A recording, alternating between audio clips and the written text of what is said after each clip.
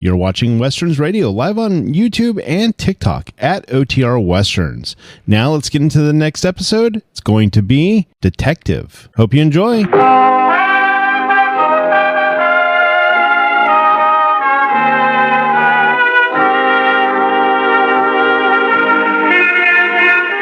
Broadway's My Beat. From Times Square to Columbus Circle, the gaudiest, the most violent, the lonesomest mile in the world.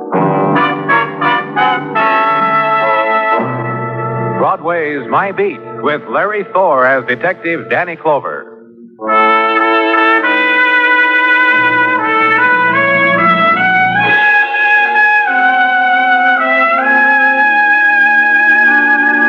It happens faster on Broadway now, the coming of the night. And the time clock people go home to dinner in shadows. And far away from a time still yet to come, a wind drifts softly. It touches a cheek and quickens a step, finds a doorway and waits there, and its voice is a sigh of regret. The sounds of the river seem closer, and the neon blinks coldly. It's getting dark.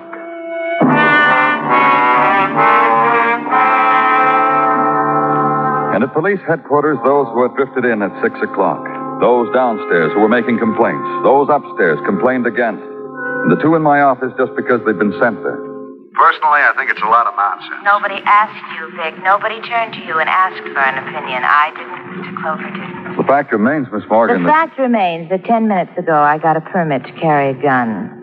And your permit giver told me I ought to stop and talk to you. That's the fact. I suppose now you've gotten the permit, you're going out and buy a gun. As soon as I leave here. Polly, you need a gun like I need a whole... There's so many things you need, Vic. Manners. I let you escort me, darling. Don't louse it up with dialogue. That's the way it goes, Clover. Now tell me why you need that gun, Miss Morgan. Again? I told the permit giver. Tell me. Men. She's got to defend herself. Shut up, Vic. Be an agent for Polly Morgan and you get shut up, Vic. Maybe you'd better tell me, Vic. Polly Morgan, her, big singer of sad ballads. A man's been calling her up, threatening. The way all of you men threaten. Whether you say it out loud or not. Yeah, Polly, the way we all do. Also, she says the man's following her. You saw him. You saw him as well as I did. Yeah, I saw him, Polly. Did you, Vic? I saw a guy running on the street this morning. Polly said that's the man. He was. Then when I went back to my apartment later, he called. He told me that was him who touched me in the crowd. He said he'd be there tonight. He's going to be where? Where I'm singing. At the 13 Club. He said he'd be at the ringside tonight. Okay, I'll be there. If you want to. Come on, Vic. Come on, come on.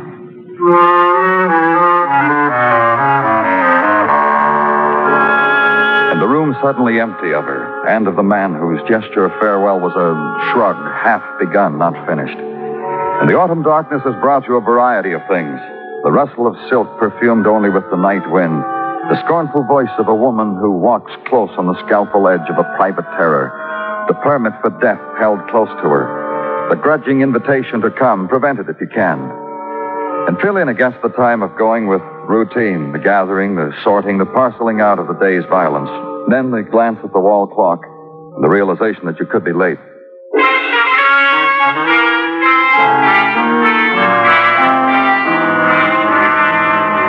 And at the canopied entrance of the 13 Club, find Vic gnawing on the remains of a fingernail. Pause long enough to tell you. Polly's on, Danny. I got a table ringside, all for you, for me. And be ushered through the decor of bare shoulders and neckties bright with the signature of countesses. And through tears swept into very dry martinis because Paulie's song was nostalgia with a cover charge.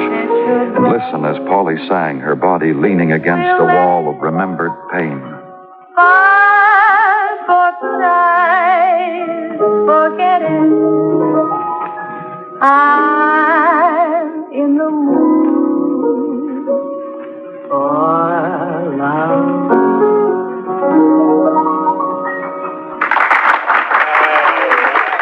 Watch her, Danny. Watch how she makes her exit. Like it was an ache and a pain to draw down X amount of dollars per week. An exit runs into 4 figures. She's good. Yeah. Hard to believe, huh? Hard to believe how she can sing with so much feeling. Some girls sing from here and here from nowhere. Polly sinks me here. In the heart. It's difficult to figure, huh? It can't happen. No, I'm not beefing, mind you. It pays me well, this artificial heart she sets to beating in public places. She said the man who's been annoying her would be here at ringside. You see him anywhere, Vic? How would I know him if I saw him? A man running away from something in the street. That's an annoyer. I get the urge myself sometimes. You know any of these men around us? Yeah, that one there with the two blondes and the male lieutenant, that's Joey Crane. His last wife made a settlement on him, a native village in Mallorca or someplace. He needs Polly like her. Hey, that one, who looks like a scientist? Uh-huh. The scientist.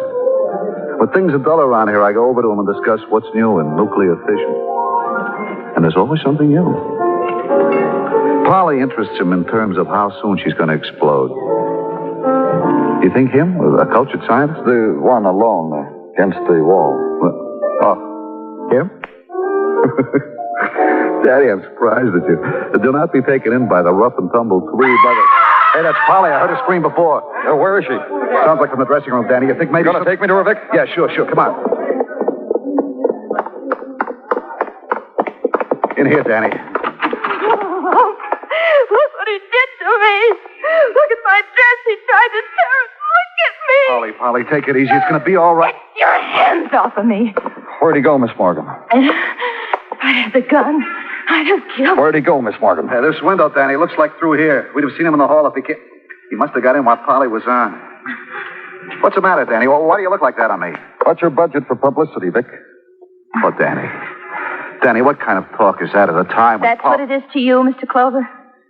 A man hides in here, waits for me, tears at me, and You can identify Miss Morgan? Yes. Get her coat, Vic. We have a file at headquarters. I want Miss Morgan to come You down. heard him, Vic. Get my coat.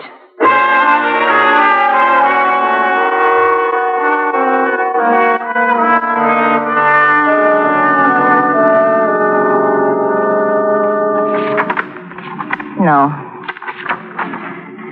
Oh. And no. All right. Here's some more pictures. Maybe his picture will be in this stack. I'm getting really bored, Mr. Clover. That's tough. You finally saw the man up close, didn't you? This is the way we operate. Bring you down to headquarters, let you look through pictures. Hope that you'll identify someone in the gallery, the man who... All right. Only why don't you go sit on the other side of the table? Go ahead, over there. Look, Miss Morgan, I've got a thing to tell you. You're going to do it very badly. I've heard it from poets. You're a name on a police file. It means a job I've got to do. Outside of that, you don't mean a thing in the world. It really eats you, doesn't it? Look at the pictures. It really does. All right, I'll look at the pictures. Oh, hi, Morgan. Danny? Hello, Miss Morgan. You better stand over there, Margaret, on the other side of the table. What? Forget it. What have you got? Oh, this, from the description Miss Morgan gave the artist in technical. Here's a sketch. Show it to her. Would you mind taking a look at this, Miss Morgan? This is him, all right. You're sure? Almost exactly. Nose a little straighter, eyes a little further apart. Thanks, Miss Morgan. I'll take you back to your apartment. Police procedure 2, Mr. Clover?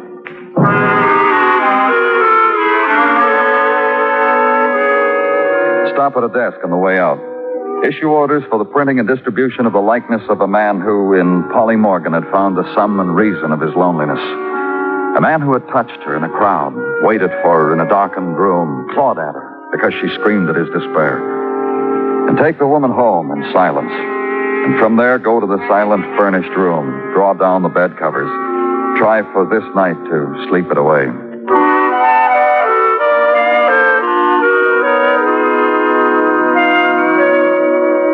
And in the morning at headquarters, be told there was someone waiting for you in your office. Find him there, peeking at things, furtively trying to rearrange them on your desk because you walked in on him at a bad time. They said you'd be a while coming. It seems no one expected you so soon. Find what you're looking for? I wasn't looking for anything. It's a sort of a habit, fingering what's not mine to... That's right, habit. I'm ashamed, honestly. I said you wanted to see me. Why? That man you police are looking for, well, I had no sooner finished tacking up his picture in my office, well, it came to me like that. It did? Oh, yes, why, that fellow's a guest in my hotel. I own a hotel, Gene Prouty. And he's a guest at my hotel. Who? This man you want, Lars Nielsen, a salesman out of Black River Falls, Wisconsin, always comes to my hotel when he says it's our city, likes it because it's clean and quiet. Just old people, really. Take me to him, Mr. Prouty. Oh, gladly. But he's not there. I rushed up to his room to tell him you people wanted him for something, and he wasn't there. I just don't know where he might be. He's a fellow who's always bragging about what he calls dainty contacts. Danny Clover speaking. I saw him from the window, Mr. Clover. He's on his way up here. What'll I do? What? You're alone, Miss Morgan? Yes, please. Hurry, please.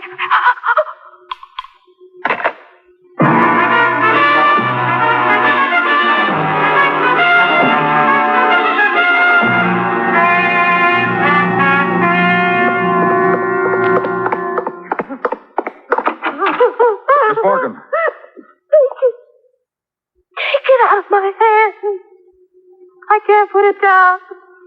Take the gun out of my hand. Yeah. I can't unclench my fingers. Ease up. Take the gun away, please. Okay, I got it. What happened? In there. In that room. What? He's in there. See? That's him.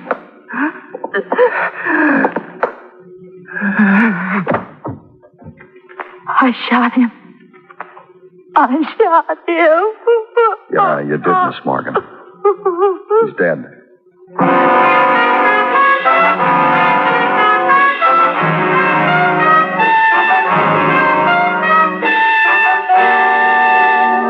You are listening to Broadway's My Beat, written by Morton Fine and David Friedkin, and starring Larry Thor as Detective Danny Clover.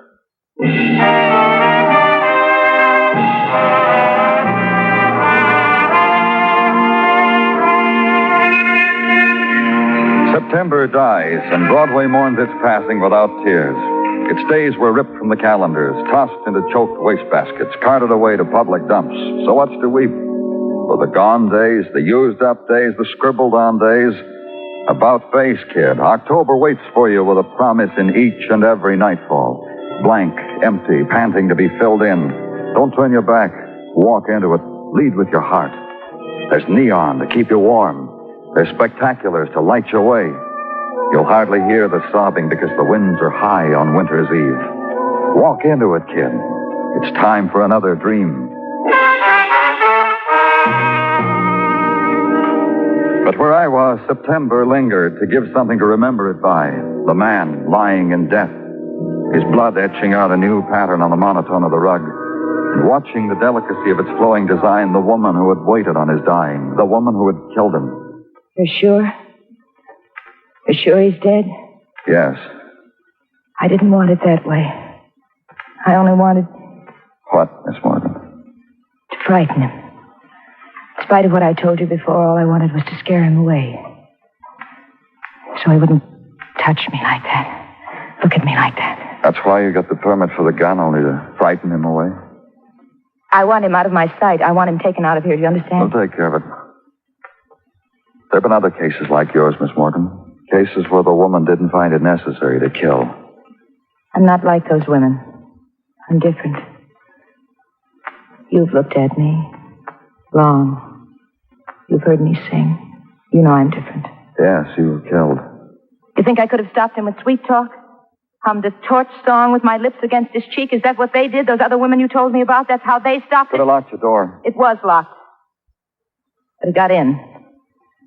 After he was in, I opened it and asked him, please go. I remember I said, please. How did it get in? He stood beating on my door and beating and beating and beating. I screamed, and then finally he went away. But he came back. Through the kitchen window. I heard the crash of glass. He must have come up by the fire escape. Broken the window. Show me. Through here. You see? You see? Uh-huh. And from here, he crowded you into the other room where you killed him. I asked him into that room. I said it would be nicer there. We could talk. Gave me time to get the gun. When he saw it, he laughed. He was laughing when... You want me to go somewhere with you? Whatever has to be done, now. Yeah. Sure you will, Miss Morgan.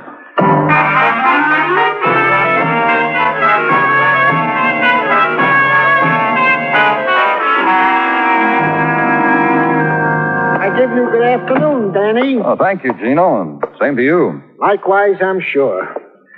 Ah, Danny. What's the matter with you? Busy. Oh, I won't keep you, Gino. It's all right. What's on your mind? I will relate to you the tale of Sergeant Gino Tartaglia and his trials of the last 6 hours, the interim between the time you found Mr. Lars Nielsen shot to death and the now. If anybody was a right arm to anybody, I am to the police department. Well, that goes without saying, Gino. Agenda? To wit. Upon the arrival of Mr. Nielsen in our morgue... You sure his name is Nielsen? You're fighting me, Danny. Oh, sorry. Accepted. Upon his arrival at our morgue, I had in Mr. Prouty, the hotel man, who did indeed identify him as his late departed guest named Lars Nielsen. Go on. And since Mr. Nielsen had been a denizen of Black River Falls, Wisconsin... You phoned the chief of police there. Indeed I did. And a fine fellow he is, too. Come on, Gino. I related him the events concerning Mr. Nielsen and Miss Polly Morgan. Then I asked him a little something about Mr. Nielsen. Just what he said. Must I, Gino? Miss Fancy Suits. However, he asked me which Lars Nielsen I was talking about, since his records revealed two such having resided in Black River Falls. And I told him to give me info on both. An hour ago, he called back. And he said? This. One Lars Nielsen was a traveling salesman whose home was still in Black River Falls. The other was, of all things, a resident of New York, according to his folks whom he interrogated. Hearing this, I have located in our city such a Mr. Nielsen, whose address I now hand to you. Well, thank you, Gino. Don't mention it. But now, Danny, I will twit you the way I was twitted. The chief of police did inform me that Miss Polly Morgan has an aunt in Black River Falls, and proud of the fact, since Miss Morgan is so nationally famous. And that, Danny, is my agenda for the day.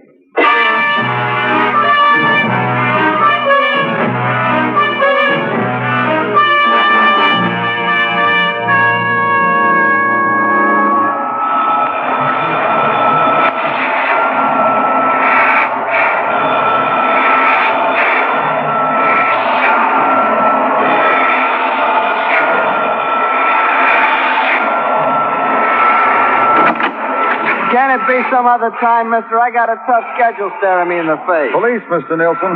May I come in? One of my kids beat up on one of them bullies who... Look, mister, whatever my kids do, I stand behind them 100%. A man was killed today. A man named Lars Nielsen. Lars Nielsen? That's my name. And look how I'm living. Come on in. Just give me a minute to vacuum the cat lint off this carpet.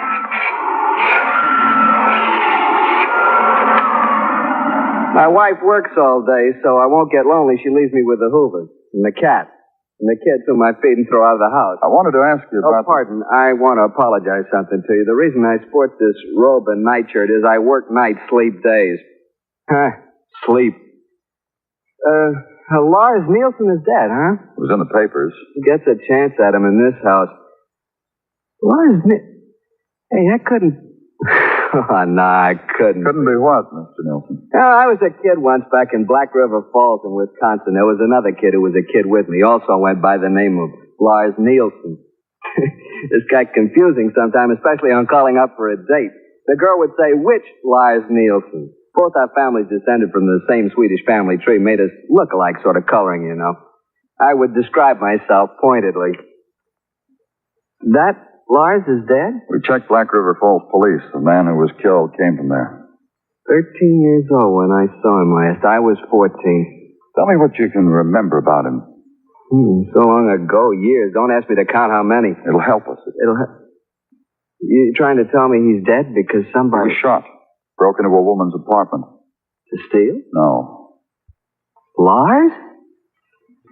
I've been sitting here remembering him from a picnic. High school stuff, you know, summer picnic at the falls and a kid, a girl, 12 years old maybe. Lars went crazy for her, you know, like a 13-year-old does. At that age, he figures it impresses girls to break his neck hanging from trees, to beat up on a friend. He chose me. Lovely picnic. I shouldn't laugh, huh? The little girl, you remember who she was? Yeah, sure, certainly. For lots of reasons. First, she was only 12. Second, the aunt she was visiting chaperoned on the picnic. Third, she got a big crush on me. Well, I was sophisticated at the age of 14. It made me attractive to 12-year-olds. I kept shoving her away on the other Lars. She didn't want him. You remember her name? How could I miss it?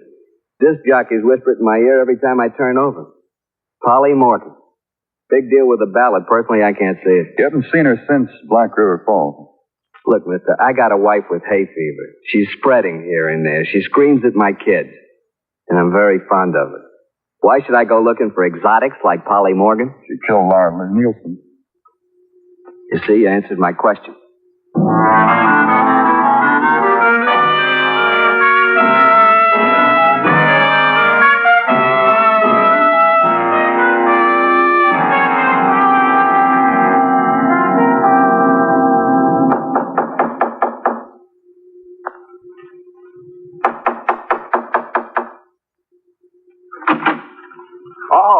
Good evening, Danny. Come on in. Thanks, Vic. I called the 13th Club a little while ago. The manager said Miss Morgan was in her dressing room, but that you were no place around. Polly fired me this afternoon. As soon as your department let her go on her own cognizance. What are they going to do? Call it justifiable homicide? We'll see. Vic, I wanted to talk to you before I talk to her. Sure. Why don't you sit down? Something to drink? No, thanks. Vic, what kind of woman is Polly Morgan? The greatest ballad singer in the country, for my money. Besides that, Vic, as a person. You saw her perform, you know. What about men? Well, that's what I mean. You saw. She was right, Danny. I did try to get close to her. Can't blame me, can you? I got teeth marks in this knuckle from thinking about it. They don't come like that. They're only on book checks. Yeah, but what makes her like she is? And why do you think she hates men? Well, I kid myself into thinking she's afraid to let herself go. Has she always been like that? It's a funny thing. What is? She's changed. Oh? How? A week, 10 days ago it happened. What did? She started smiling to herself. Well, what do you mean? Well, I was in her dressing room when it happened. She got a phone call. At first, she seemed stunned. She almost fainted. All she did was say yes into the phone. When she hung it up, it seemed like something inside of her was glowing. Go on. Well, nothing much more, Danny, except she's been sneaking away after recording dates, after performances. Yeah. Something else, Vic. Has she ever talked to you about her past life? No, but I've wondered about it. Because, has it ever occurred to you, the song she sings best, I'm in a mood for love, once in a while these foolish things so rare, songs like that, all from one season, I've noticed. I'm going to talk to her, Vic. You want to go along? Sure I do. I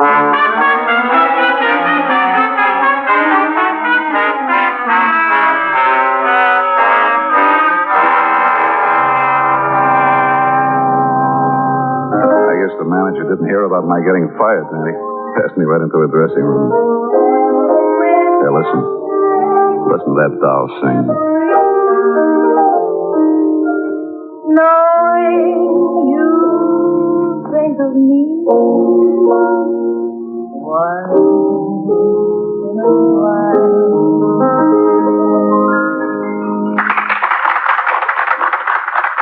They like her, too. Yeah, now that she's killed a man, she can ask for 10 G's a week and get it. Maybe. Look, I've been asking you, Danny, but you haven't been answering. What are we here for? Why did you make... I mailed you your percentage, but get out. Close the door, Miss Morgan. You too, out. You want everybody to hear what I have to tell you? About what?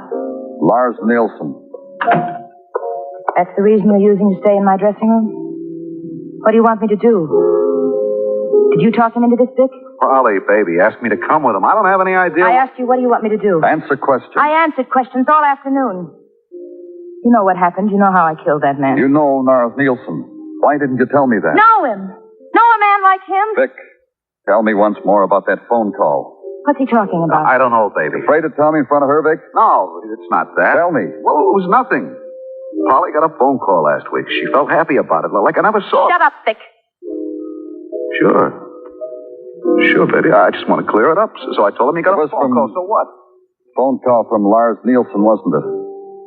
Yeah, that's right. She did. Yeah, like she was breathing the name.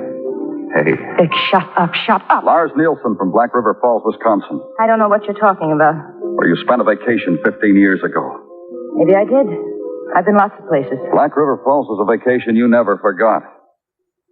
Remember the picnic? Vic, get him out of here. Look, Danny. Just sit right where you are, Vic. Vic, I was kidding about firing. Look, baby, what do you want me to do? He's a cop. Remember the picnic, Miss Morgan? There were 2 boys there, both of them named Lars Nielsen. Nothing strange about that in that lake country especially, where most families come from the same stock. Thank you very much for the information. You threw? Not quite.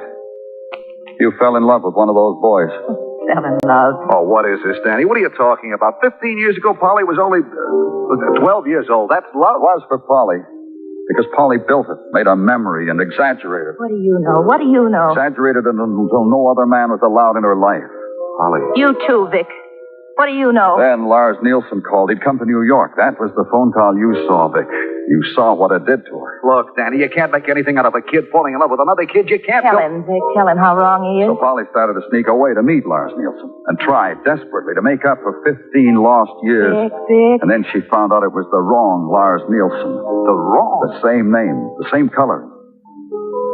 All your songs, Polly, all the songs that have made you famous, all from the same time, 15 years ago. A summer memory. That's why you killed him, huh, Polly?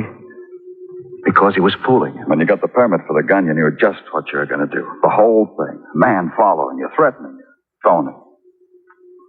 He made love to me. He told me he was someone else.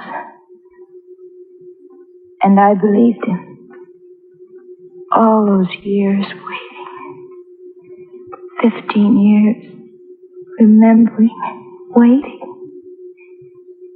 And then I found out it wasn't him at all.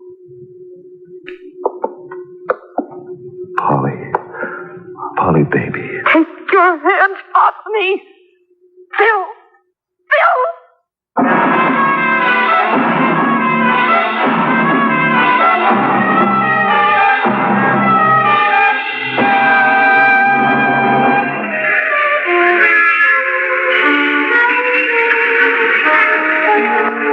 In the chill of autumn night, Broadway echoes with sounds heard only in darkness.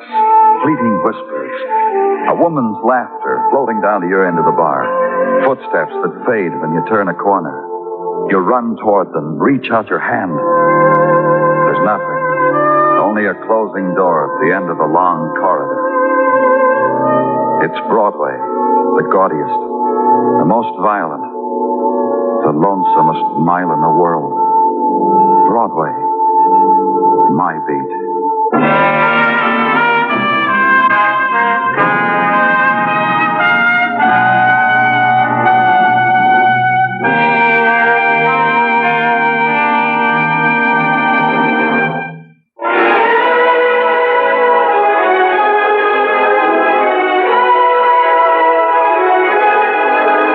Tonight on FEN Presents, you've been listening to some of the best in radio drama with Fibber McGee and Molly, and Broadway is My Beat.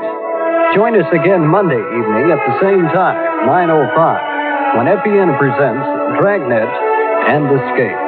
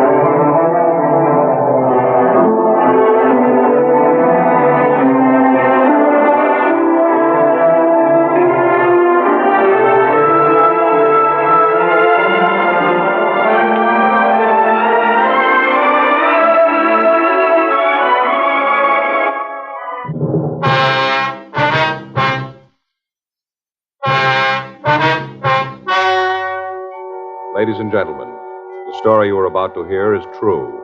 The names have been changed to protect the innocent.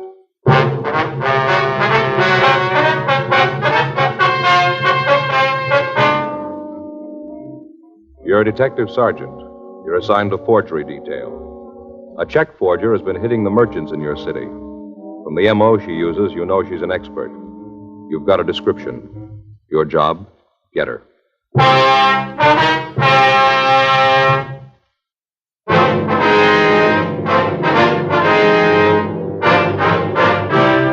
Dragnet, the documented drama of an actual crime. For the next 30 minutes, in cooperation with the Los Angeles Police Department, you will travel step by step on the side of the law through an actual case transcribed from official police files. From beginning to end, from crime to punishment, Dragnet is the story of your police force in action. It was Wednesday, February 6th. It was cool in Los Angeles. We were working the day watch out of forgery detail. My partner's Frank Smith. The boss is Captain Welsh. My name's Friday. I was on my way back from the forgery office, and it was 10:22 a.m. when I got to the mug room. I'm sure about it, officer. If I ever see that woman again, I'll know her. Don't you have any doubt about it? I'll know her. Yes, ma'am. Now, if you'll just look through this book, please.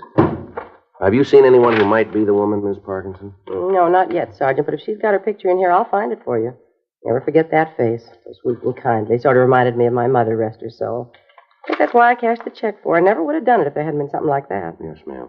I wonder if you'd mind running over it again for us. Might have been something you forgot, maybe. No. I wouldn't forget anything about her, but I can tell you about it if you'd like. All right, fine, Miss Parkinson. If you just start at the beginning again. Fine. Would you mind calling me Ethel? I don't much care for formality. Feel better when people call me by my given name. Yes, ma'am. If you go right ahead, please. Well, this morning's when I found out about it. Like to keeled right over when the check came back from the bank. Opened up the other mail, mostly from people who want to sell me things for the store, and there it was. Letter from the bank with the check inside. Stapled to one of those forms, you know, the kind they just check with a pencil. Uh-huh. Well, like I said, there it was. Place that was checked said the account was unknown. Well, you can just bet I got on the phone and called the bank people. Yes, ma'am, we understand. I told them they'd made some sort of mistake, that they'd better set it right. I was so sure that she wouldn't do a thing like this. Well, you know how banks are. They said they'd check it for me, and I waited on the phone while they did.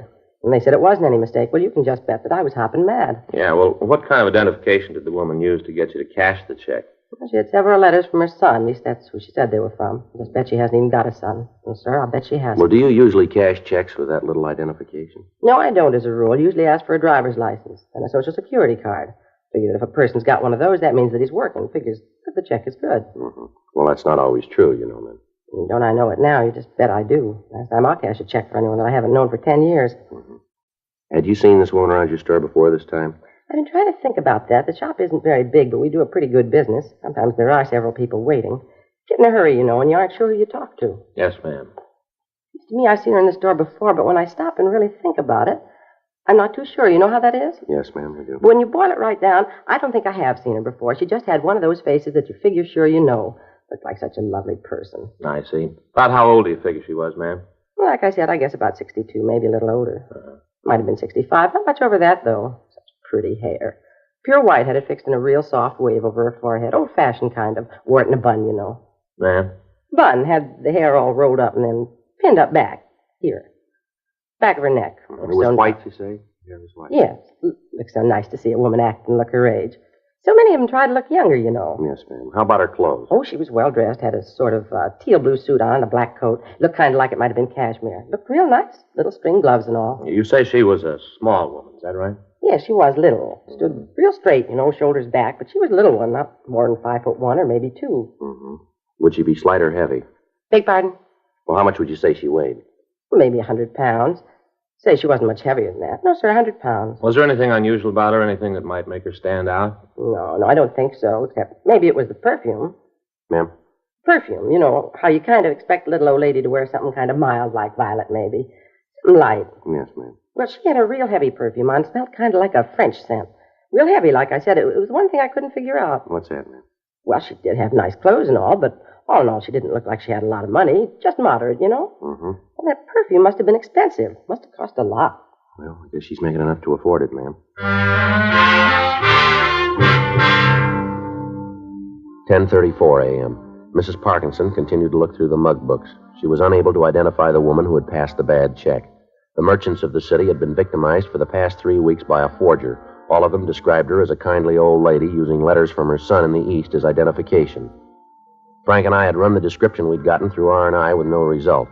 The stats office had made several runs on the MO, and all leads furnished by them had been checked out, but they led us nowhere.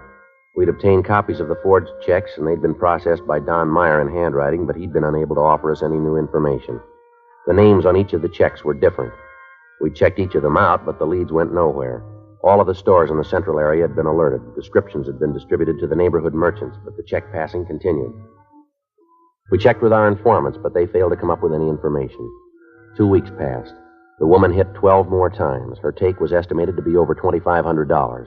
The checks she passed were always for the same amount, $50. When it seemed necessary, she would purchase merchandise in order to cash the check. The articles she chose were in a price range so that the store owner would often cash the check rather than lose the sale. Thursday, February 21st, 8:34 a.m. Frank and I got back to the office. I'll get it. Forgery, Friday. Yeah. All right, where? How soon? All right. No, we'll see you there. What is it? Harry Allenson. Informant? Yeah, says he wants to see us right away. Yeah. Says he knows the woman we're looking for. The working detective knows that he's usually only as good as his informants. Quite often, when all other means of bringing a case to a successful conclusion have failed, the only thing that'll break it is information supplied by an informant. A detective will protect his informant. For as long as the informant can operate, the detective is assured of a steady flow of information. 9:45 a.m. Frank and I drove over to the coffee shop at the corner of Crawford and Spring Streets. Harry Allenson wasn't there when we arrived. We sat down and ordered a cup of coffee. Oh, that's good and hot. Yeah, it is. Hey, pass the sugar, will you, Joe? Yeah. There you go. Thanks. Wonder where Allenson is. What time did he say he'd be here? 9:45. Well, it's only a couple of minutes after that now. He'll be here. Wonder how right his story is. What did he tell you on the phone? Well, nothing, just that he knew what we were looking for. Said if we'd meet him here, he'd fill us in. There he is. Oh, yeah. Righty, Smith. Harry?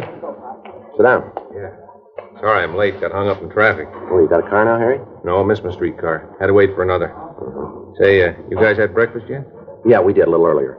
You mind if I have something to eat? Oh, go ahead. Where's the waitress? Well, she was here a minute ago. I don't see her now. I'll go get her myself. Sure you guys don't want anything to eat? No, thanks just the same, Harry. Okay, be right back. Well, here we go again, Joe. Yep. Last time we met him, his meal cost $2.50. How much dough you got on you? Oh, I got a couple of bucks. How you fixed? Well, not much better. Let's hope he doesn't order too much, though. How about some more coffee for you guys? No, thanks, Harry. Chow will be up in a minute. All right, how about this information, Harry, about the paper hanger? Oh, yeah. Funny the way I got it. That right? Yeah, I was up in Jack's bar last night. You know, just having a beer, shooting the breeze. All of a sudden, this old girl comes into place. Kind of set everybody back on their heels. It looks so nice. Yeah, go ahead. Well, she slides up on one of the stools and orders a drink. Even Jack was taken in. Changed his apron and all. Anyway, she climbs up on the stool and orders some sherry. Made a big thing of it. How do you mean? Well, Jack started to pour some of it for her, and she stopped him. Said that she wanted California sherry. Said she didn't want any of that imported stuff. Said her family was one of the first ones in the state and that she believed in using homegrown products. She was kind of cute about it. Real little woman perched up on that stool. Looked a little like a cartoon. You know, the ones with the little old lady guzzling martini. Yeah. Oh, say, hold on a minute, will you? My food's ready. Be right back. Okay, Harry. How do you like that guy? It takes him 5 hours to get a point Well, over. there's nothing you can do about it, Frank. He's got to tell it his way. Well, I suppose so. Nothing like a big breakfast. I always say if you stoke up in the morning, you got it made for the day. Yeah, that's right, Harry. Farm breakfast, they call this. Tell you, that's eating. Oh, look at that sausage. Fried real good. I like it when it's like a rock. Can't stand pork that hasn't been cooked enough. Yeah. You want to go on with the story? Oh, yeah. Don't mind if I eat, do you? Got a big day today. A lot of things to do. No, you go right ahead, Harry. All right. Well, like I said, this old broad ordered the sherry. Uh-huh. Well, as time went on, she must have had 3 or 4 of them. Yeah. A couple other guys came in, and I moved over to make room for them. Ended up sitting right next to the woman. Say, pass the ketchup, will you? Oh, yeah. Here you go. Eggs aren't much good without a lot of ketchup. Gives them real flavor. Yeah, Harry, could you get to the point maybe a little sooner? Oh, well, first off, I noticed this perfume this broad's wearing. Well, now I tell you, it's been a long time since I smelled anything like that. Real heavy. Like the stuff they sell in France. Yeah. Didn't fit the woman. Now, sir, didn't seem to go with the rest of her. I tried to strike up a conversation, you know, talked about the weather, stuff like that, but she wouldn't have none of it. She didn't actually tell me, but I could tell the way she answered me, kind of cool. What makes you think she might be the one we're looking for? The way she looked, the way she worked. What do you mean, the way she worked? Well, I'm getting to it. Anyway, after she's had the sherry, she reached into her purse to pay for him. Fumbles around in it for a while. Well, I couldn't help seeing what was in it, what was sitting right next to her and all. Yeah, sure. Well, she don't come up with any money. And she starts going through her pockets. Still can't find any money. Finally, she asked Jack. Who's that, the bartender? Yeah, Jack. He owns the place. She asked him if he'll cash a check. Yeah. Well, now I ask you. Either one of you guys know Jack? No, I don't think we do, Harry. No, I don't. Well, Jack wouldn't cash a check for the treasurer of the country. Not even if he had the president to vouch for him. Been stung too many times. Yeah. Well, this old gal gets to him, see? I can see him start to go. He kind of hems and haws around all the time. He's trying to figure out a nice way to say no to her. Mm-hmm. Finally, he just ups and says it.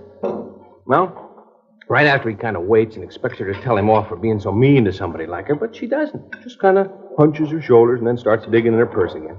Takes everything out, puts it on the bar. Yeah. Well, it happens that her driver's license is lying right there on the bar in front of me. Couldn't help but read it, Yeah, we know. Well, I saw her name, and I asked her if she'd let me buy the wine for it. Mm-hmm. What'd she say to that? Well, when I called her by name, she acted kind of startled, like she didn't expect it, and then she kind of smiled and said she was financially embarrassed at the moment. Something about coming away from the house without any money, but she said she thought it'd be very sweet of me if I'd take care of the tab. So I paid Jack the money, and I asked her if she'd like another one. And she said she didn't think so, and then she got all her stuff together and put it back into her purse and thanks me. Then she got up and left. Yeah, well, what was the name on the driver's license? Do you remember that? Yeah. Got it written down here someplace.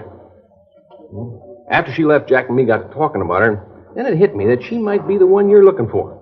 So I jotted down the name. You ever see this woman before, Harry? No, never laid eyes on her before she walked into Jack's last night. Now, here it is. Mm-hmm, thanks. That's the name at the top of the paper. Right under, that's her address. The name on the piece of paper was Lillian Halstead. It was a new name in the case. It gave an address out near Bel Air. Frank and I called the name into R&I, but they had no record on anyone answering that description. We paid the check and thanked Harry Allenson for the information, and then we drove out to the address. It was a large house just off Sunset Boulevard. Mrs. Halstead wasn't in, but the maid told us that we'd find her husband at the Halstead School of Dramatic Arts. She gave us the address, and Frank and I drove out to the school. It was located in a large modern building out on Wilshire Boulevard. When we got there, Mr. Halstead was working with the advanced class in the drama section. We took a seat at the rear of the auditorium and waited for him to finish. You gentlemen wish to see me? Yes, sir. You're Mr. Halstead, are you? That's correct. Police officer, sir. This is my partner, Frank Smith. My name's Friday. How do you do? I do. What is it that you'd like to see me about? Well, can you tell us where your wife is, sir? Lillian? Yes. Well, she's out of town. Why? What do you want with her? Well, what if you could describe her for us? Well, certainly. I don't understand what this is all about, though. Well, it's just a routine investigation. Routine? What's that mean? Well, just that we're conducting an investigation and a woman with the same name as your wife came up. We're just checking it out. Now, if you could give us a description of your wife, please. Yes, well, let me see. Lillian's 36. Yes, I would say she's 5 feet 6 1/2 inches. Weighs perhaps 130 pounds. Mm-hmm. What color's her hair, Mr. Halstead? Before she left, it was sort of an auburn. Lillian said something about dyeing it red. Might have done it since she's been gone. Where's your wife now? She's back in Washington.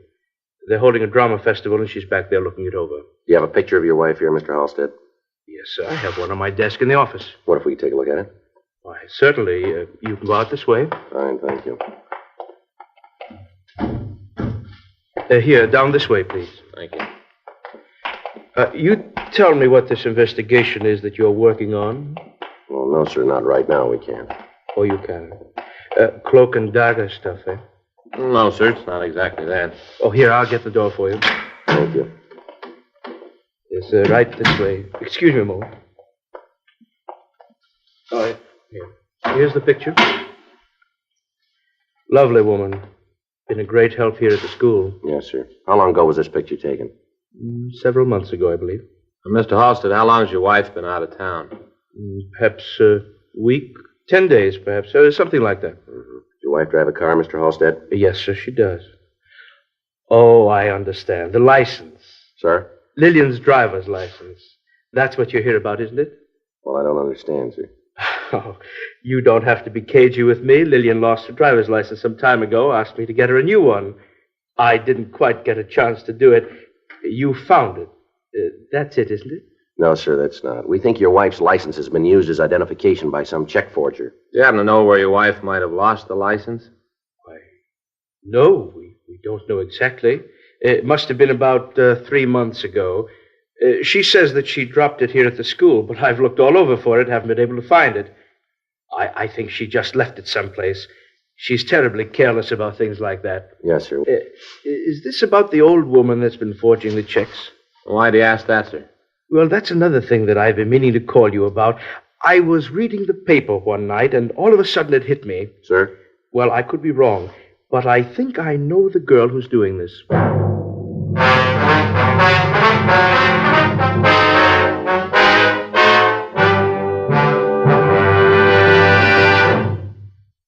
You are listening to Dragnet, the authentic story of your police force in action.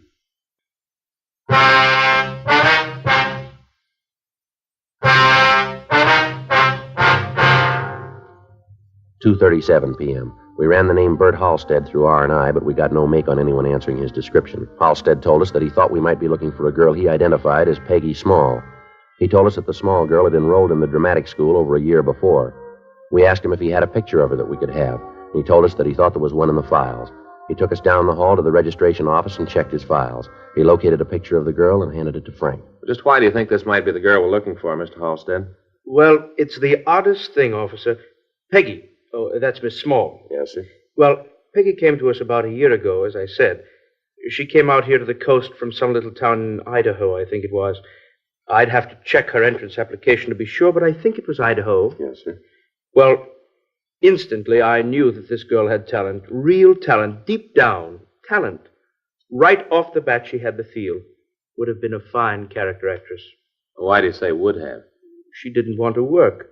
Wasn't interested in anything but learning how to be an old woman. Sir? All she was interested in was learning to act like a little old woman. Now, we have a theory here at Halstead. Don't act, live. She did just that. Learned the makeup problems, dress, walk, everything. She even used to practice writing like a woman of 60 or so. I used to see her practicing by the hour. Did she ever give you any reason for all this? No. I asked her once, but she said that this was the way she wanted it. Now, I thought that she was trying to tell me to keep my nose out of her affairs in a nice way, so I didn't ask her again. Mm-hmm. Now, we have presentations here, you know. Each term, the class presents a play that's been written and produced by the students themselves. Yes, sir. Peggy would always do the oldest female part in them. Never was interested in anything else. She had several good offers, but for some reason she did not take them. What do you mean by that, sir? Well, one night a talent scout from one of the majors came out to see our play. Well, he what? was quite... Majors, the studio. Let's see. He was quite impressed with Peggy, offered her a term contract, good money. She'd have done well, but she just was not interested. I just can't understand it. Well, do you know where she is now? No, officer, I haven't seen Peggy since she left here. That was about 4 months ago. Wonder if you could tell us where she lived when she was enrolled here. Certainly. I have the address on her enrollment card. Well, that's fine. We'd like to have the names and addresses of any of her close friends, too, if we could. We're certainly glad to help. You think it could be her? Peggy, the woman you're looking for? Well, it could be, yes, sir. Odd. Now, I got to thinking about it when I read about it in the papers. Right away, it made me think of Peggy. How she used to talk about acting. How's that, sir? Well, she used to always say there was only one reason for doing anything, and that was to come out on it. That was the trouble with most people. They just didn't know where they wanted to end up. But she knew where she was going. Well, maybe she was right. I beg your pardon? She's the one we're looking for, we know, too.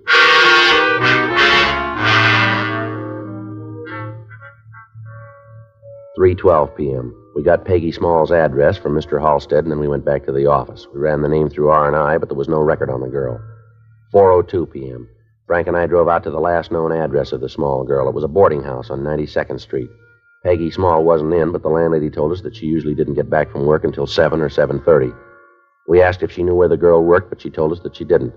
We arranged for a stakeout on the house, and at 4:37 p.m., we checked back into the office. You want to check the book? Right. Anything? Don't think so. There's a call from Faye. Wants to know if I'll be home for dinner. I better give her a call, Joe. Mm-hmm.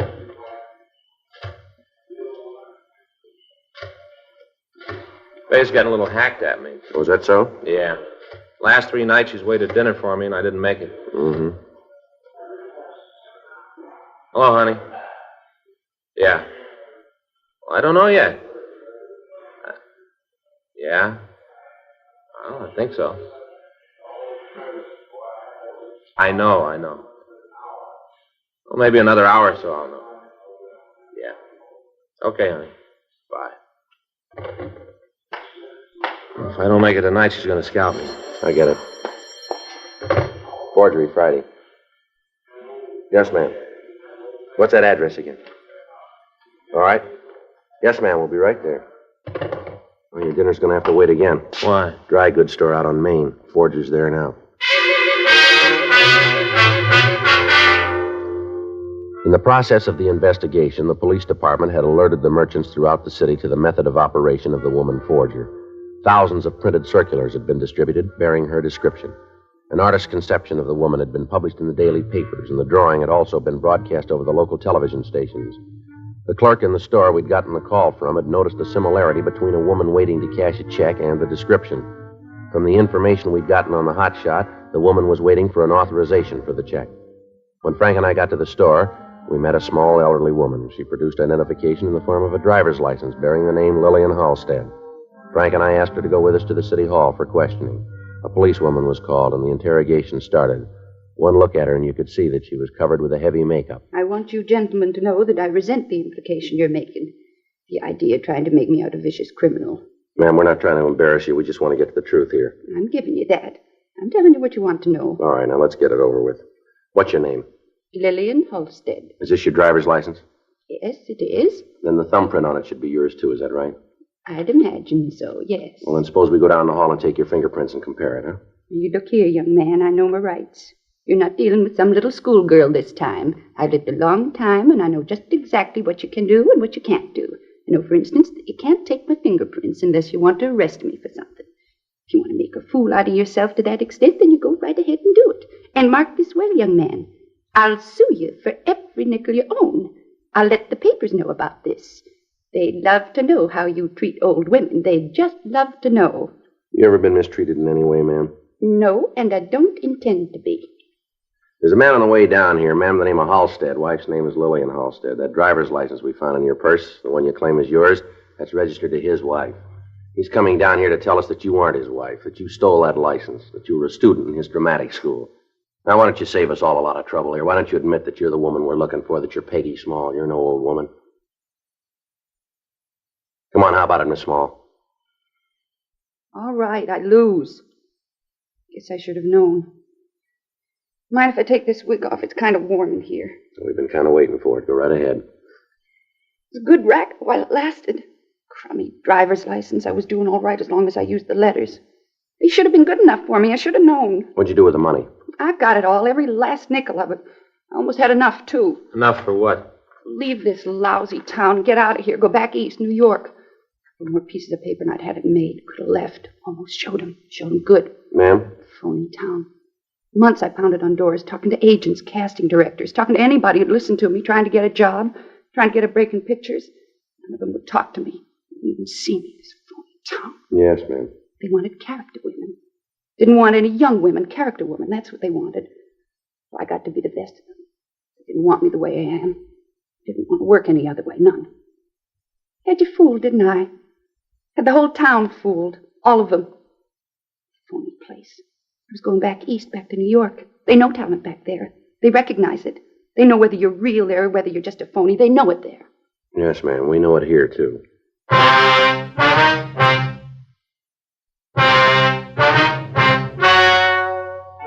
The story you have just heard was true. The names were changed to protect the innocent. On June 19th, trial was held in Department 89, Superior Court of the State of California, in and for the County of Los Angeles. In a moment, the results of that trial.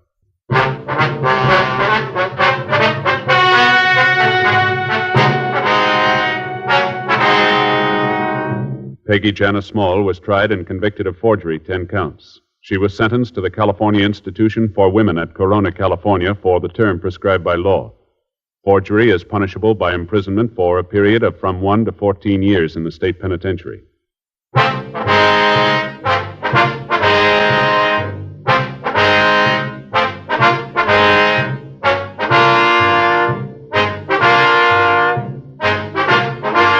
have just heard Dragnet, a series of authentic cases from official files.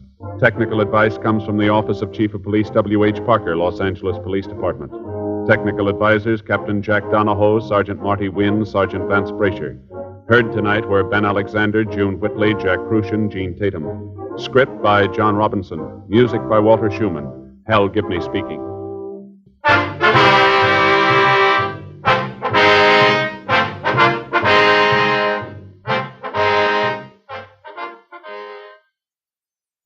Tonight, it's Adventure with Barry Craig, confidential investigator on NBC.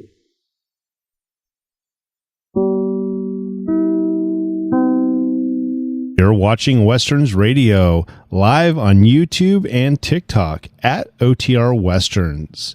For more great shows, go to OTRWesterns.com. But Green Hornet.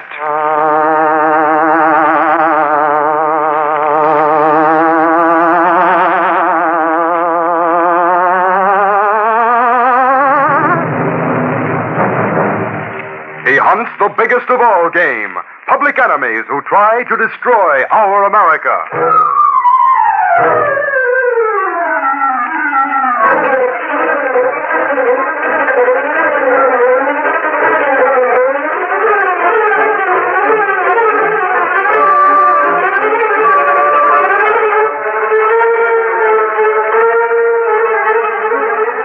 With his faithful valet Cato, Britt Reed, daring young publisher, matches wits with the underworld, risking his life that criminals and racketeers within the law may feel its weight by the sting of the Green Hornet.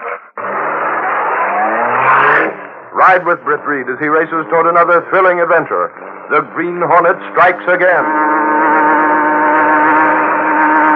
Hurry, Cato! Here's where we smash a Union racket!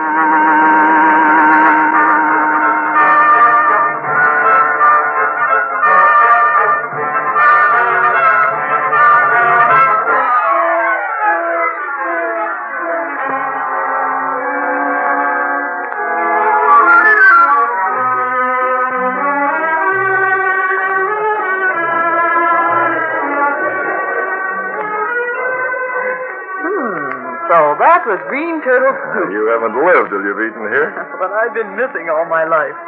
Oh, it's swell of you bringing me here for dinner, Mr. Reed. Well, it's your birthday. That only comes once a year. Or does it? Oh, yes, just once a year, Mr. Reed. Oh, and there's another thing. We're not in the Sentinel now. Huh? Well, at the newspaper, you're Miss Case and I'm Mr. Reed. But after hours, it's Lenore and Britt. You got it? Jack. Britt. I've always liked that name. Lenore's a nice name, too. Oh, pardon. I am so sorry. So clumsy tonight, Mr. Reed. Easy, Jacques. Well, you almost put out the candle in the birthday cake. One candle. Oh, don't you know how old I am, Britt? Oh, what would you say, Jacques? I? Mr. Reed, I should say Mademoiselle is so pretty, her age makes no difference. Oh, thank you, Jacques. You're a perfect diplomat as well as a perfect waiter, Jacques. Lenore, it's one candle because this is the first of your birthdays we've shared. And that cake is staying on the table right through dinner. Oh, the newspaper was never like this. Mr. Reed, shall I carve the roast here, or shall I... Well, Jacques, what is it? You look ill. Oh, it is nothing. Jacques gets old, that is all. Oh, you look so pale. Please, I am fine. It is only... You've been working too hard with the waiters' union, Jacques. You know about that? Yeah, you're doing a great job, Jacques. You're getting the waiters roused against Catro and his racketeering tactics. It was a good union once. The waiters... And it will be again. You keep battling for an honest union and Catro will be finished. There's no place for men like him at the head of an honest organization. The men have all been afraid, Mr. Reed. Afraid to rise against Catro. Catro's a gangster. He's held control and he's kept it, Lenore. One reason is force, and the other, well, Jacques knows. Oui, mademoiselle. It is because we are lazy. We should vote Catro out of the union long ago, but we are lazy. It is like, how you say it, the people who forget to vote, lazy. You get him out, Jacques. I hope so, Mr. Reed. Catro, he does not like me. He is bad, very bad, but, oh, poof. This is a birthday dinner, no? I am your waiter. I must serve the roast. Mademoiselle, here we have the finest... Jacques! Oh, I feel dizzy. My heart... You need a doctor. Get a doctor. Oh, Jacques! Oh, he's falling. The table. Here. Oh, the tablecloth. It's over him like a... And the candle, it's gone out. Oh, is he... Jacques. I'll take him out and back. He's still breathing. Where's the doctor?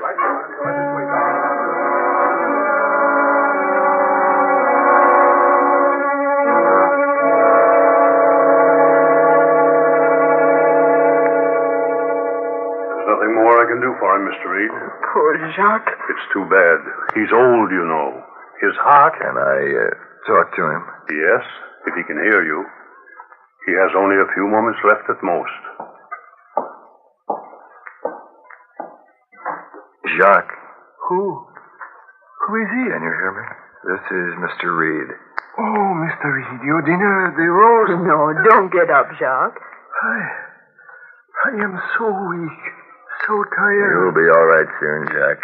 We'll be in for dinner again many times, and you'll serve us. We wouldn't have another waiter. Mademoiselle is so kind, huh? And so pretty.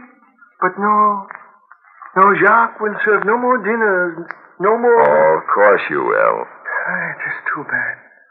Always I work so hard for the Waiters' Union to get Cutthroat out. Now... Cutthroat will be out. It is a good union. All the waiters, we work to make it good. To keep it good. Then Cutthroat... Jacques, you must... Oh, you've got to rest. It is funny. One man should have so much power. One man. How can he be stopped now? The waiters, they look to me as a leader. It is almost like Cutthroat wanted me out of the way. No, that's all, Jacques. You're using up your strength. You've got to rest. You mustn't talk anymore. Huh? Yes. I must talk no more. Yes, Mr. Reed. The mademoiselle, she is very pretty. I must talk no more.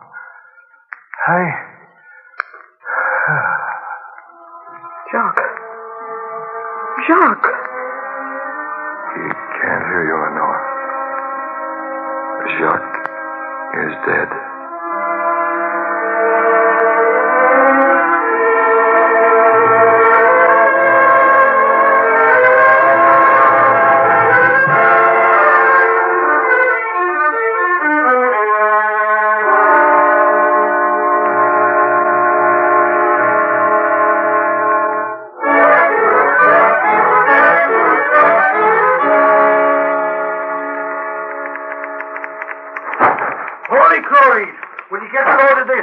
It's in again. Well, never mind those letters, Miss Case. We'll take them up later. Golly, Casey, you don't have to glare at me. I tell you, I got some real dope for Reed this time. I wouldn't be surprised. Dope? It's about... Hey, I didn't like the way you said that. I thought I did it pretty well. All right. This is a newspaper office, not a name-calling arena. What is it, Axford? Reed, that poor old waiter last night. Jacques? Axford, do you have to... Sure, I got you, Casey. Reed, I just come from headquarters. The coroner's office says that Jack was murdered. Murdered? What are you talking about? Well, it can't be. I tell you, he was, Casey. Axford, are you sure? Sure, I'm sure, Reed. You see, this old guy Jacques was taking pills for his heart, and the coroner found out he took a double dose. A double dose? Oh, but he could have done that by mistake. No, Reed, it wasn't no mistake. No? Reed, every one of them capsules Jacques was carrying had been opened up. There was a double dose put in every one of them. Well, you can't call that an accident. Good grief. Deliberate murder. Oh, but who in the world would do a thing like that? It's apparent, Miss Case. Don't you remember what Jacques was talking about last night before he keeled over? Cutthroat ruled the Union not because the men wanted him, but because they were afraid to get rid of him. That's it, And Casey. Jacques wasn't afraid. He fought back because he'd been one of the founders of that Union. He'd made it grow. I see. He was just getting the rest of them worked up, getting them aroused so they'd toss Cutthroat out in the gutter where he belonged. After all, it's just a matter of voting. So Cutthroat stopped him. Stopped him cold. The police are investigating Cutthroat right now, Reed. And I guess now that the murder come out, there ain't nobody who don't know Cutthroat done it. Now, there's a difference between knowing it and pinning it on him, Axford. Miss Case. Yes, sir? Bring Gunnigan in here. We're going to headline this on page 1. Big. Yes, Mr. Reed. He may be busy with the early edition. Tell him to hand it over to someone else. This is important. Golly, Reed, it's a crying shame. The Union guys was all set to toss Cutthroat out. What are they going to do now? And with Jacques gone, they haven't got a leader, Axford. Yeah, that's the trouble. Take that, Axford. I got it. Publisher's office, Daily Sentinel. What do you want? Who is it, Axford? Huh? What? Yeah. Wait a minute. Suffering Snakes, Reed. Well? It's Sergeant Moran over to headquarters. I told him to give me the tip-off when they got through at Catro. Now, they got no place, huh? No, they had to leave him go. They asked him a lot of questions, but he says he didn't touch Jack, and that's that. Well, thanks, Moran. If you can't pin it on the slimy rat, you can't, and that's Hold that. it, Axford. Huh? Let me have that phone. I want to talk to Moran. Just a second, Moran. Reed wants to talk to you. Moran, this is Reed. Has Catro left yet? We're still there, eh? Good. Will you do the Sentinel a favor? All right, here it is. I want you to bring Catro here. Holy crow, Reed. Yes, you heard me. Here to the Sentinel. Well, I don't care what you tell him. Tell him anything. You'll get him here? Good, Sergeant. Yes, as soon as you can. Oh, and Sergeant, if Catro should act tough, get him one for me, will you?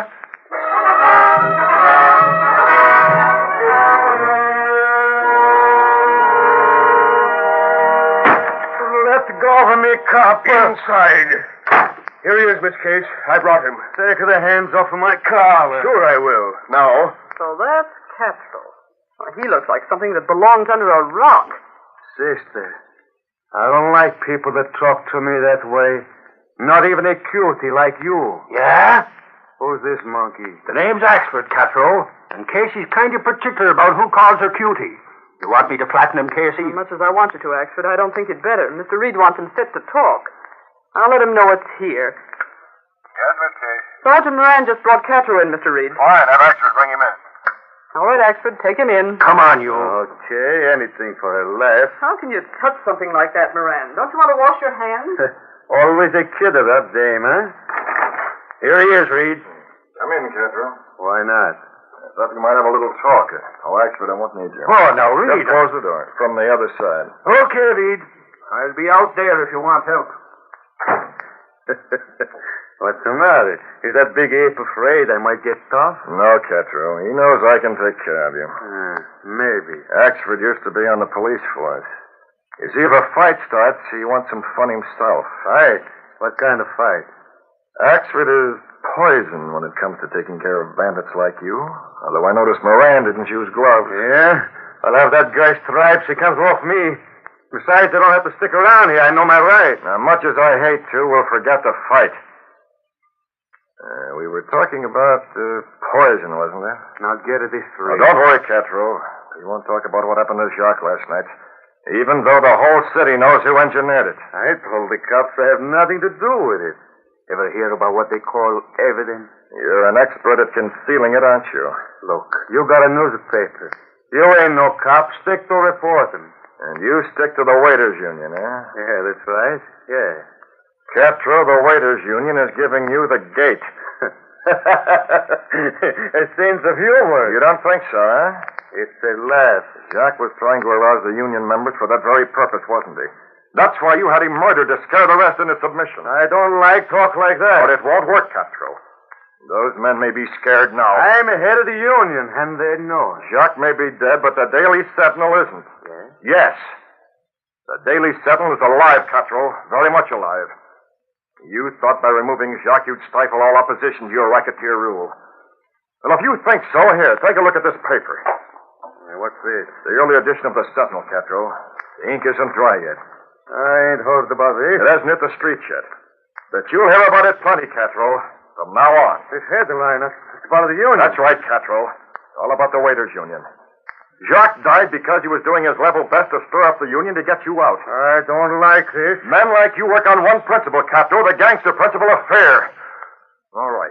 You've put fear into honest union men by what happened to Jacques. But we're going to hammer pride back into them. I don't care how long it takes. The Sentinel's going to keep it up until the union cleans its own house and puts you where you belong. In the gutter.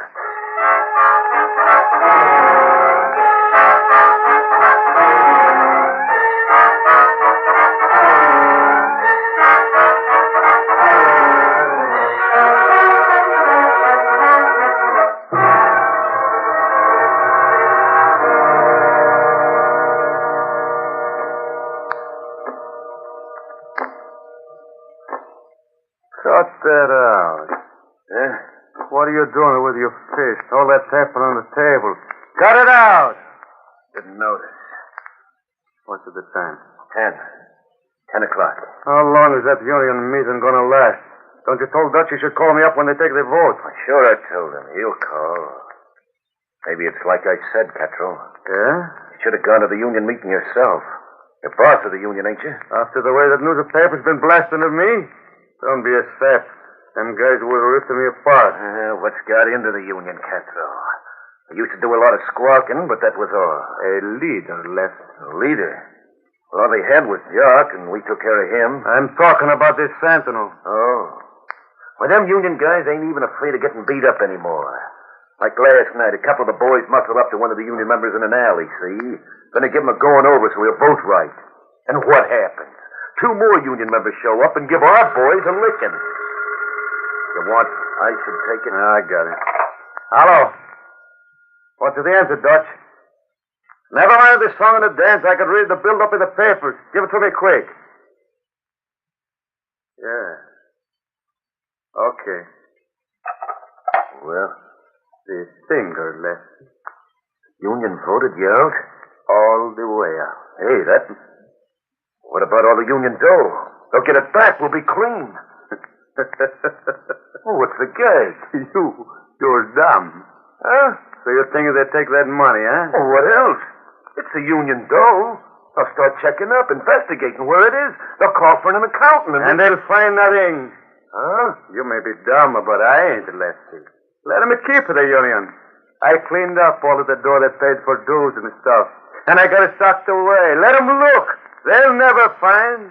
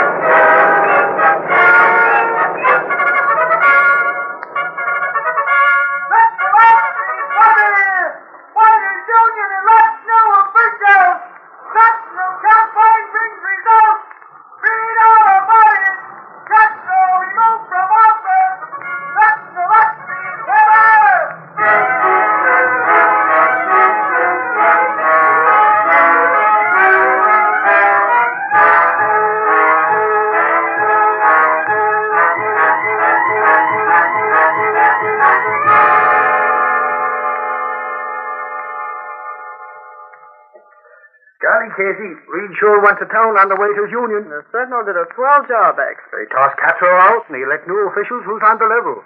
When they get the union dough back, they'll be sitting pretty with... Huh? What do you mean, if? They'll have a hard time checking up. But golly, Casey, them waiters paid out dues and assessments for years. Have they got any record of it? Record? Remember, Castro was collecting that money. And from what the union told Mr. Reed, they can't even locate any books to show how much was taken in.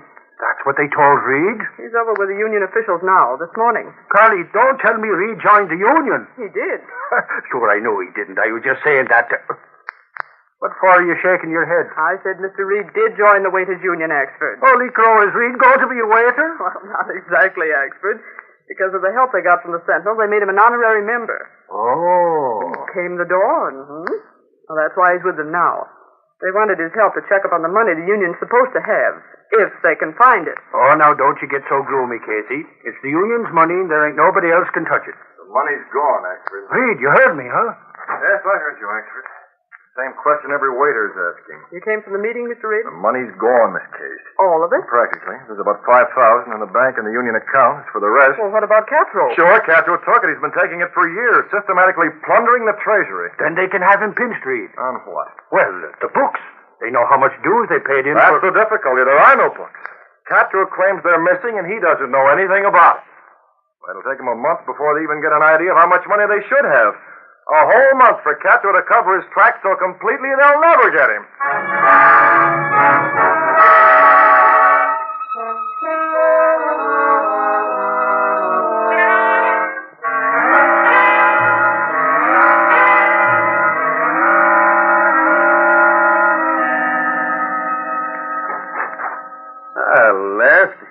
to the angle. You got another week, Castro. Yeah? Dutch says the union will have enough facts put together to bring you up on a charge of stealing the union funds. A week, huh? Yeah, that's plenty of time. I figured just a couple of days more. Ain't you worried, Castro? Do I look like... You never look nothing. That's because I figure things out, see? What are you going to do? I'm going to get out of town.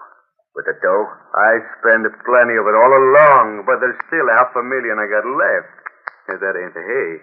$500,000? You can't get the money out of the bank even if you're using a phony name for the account. Bank? He figures I'm soccer, Lefty. Yeah. It ain't in no bank, Mac. As soon as the union started to get worked up, I pulled it out. But I thought... Yeah, I know. Banged is safe. Nobody can swipe at the door.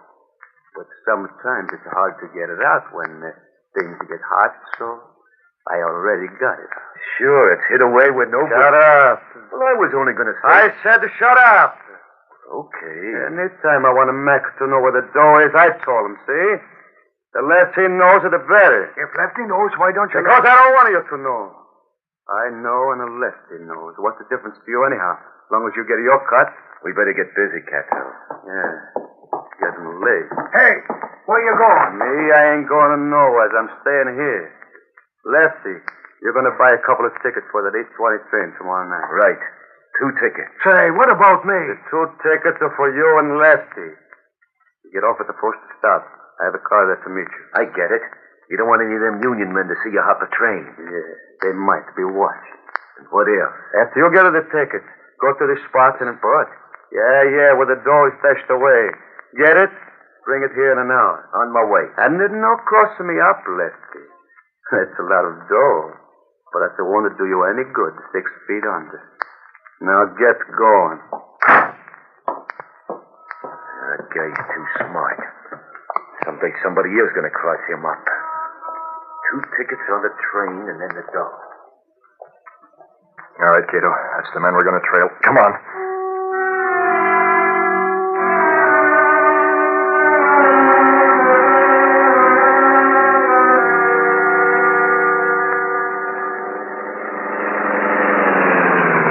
This is it, Cato. There goes Lefty up the stairs into that old building. Take the Black Beauty around to the side in the alley. This is one job I can handle alone.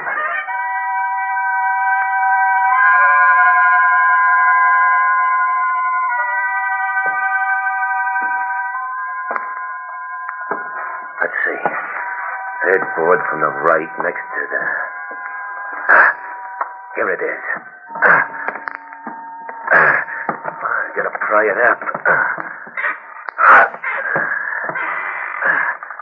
Boy, look at that dough. All right, Lefty, I'm taking over. What's that? Keep your hands out where I can see. Who are you? What do you want? Throw that flashlight this way. I'll come closer. You're the Green Hornet. That's right. Mask and a gun. I'm taking over, Lefty. Now listen, Hornet. Castro told me to get this dough. Did he? How'd you know I was here? How? Well, Castro never told me you was in with him. perhaps he overlooked it. Don't kid me. He must have told you the dough was here. You didn't learn it from nobody else. You know a lot about Castro, don't you? Yeah, I should have known better than to trust him. You may not have to, Lefty. Sending me over. Huh? What'd that crack mean? Yeah, you know too much, Lefty. Much too much. Oh, no. Listen, Hornet, you can't... Suppose you were found here in this empty building. Oh, you're off your base. Castro wouldn't... Wouldn't what? I helped him squeeze that union dry. If you or him think I'm losing out on my cut, you're crazy. I can talk, see? I can talk about how that old guy got kicked the butt. You mean Jacques? Yeah, sure. So Castro... I'll take that money, Lefty. Well, what's he gonna leave me? A handful of nothing? All I gotta do is tell the bulls how Castro fixed that medicine, where he's got the stuff hid away. You would talk, wouldn't you? Sure I would. Dead men don't talk, Lefty.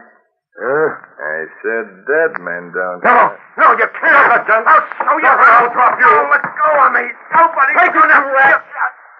But, son, you shot me. That's that. Now a phone call and we'll see.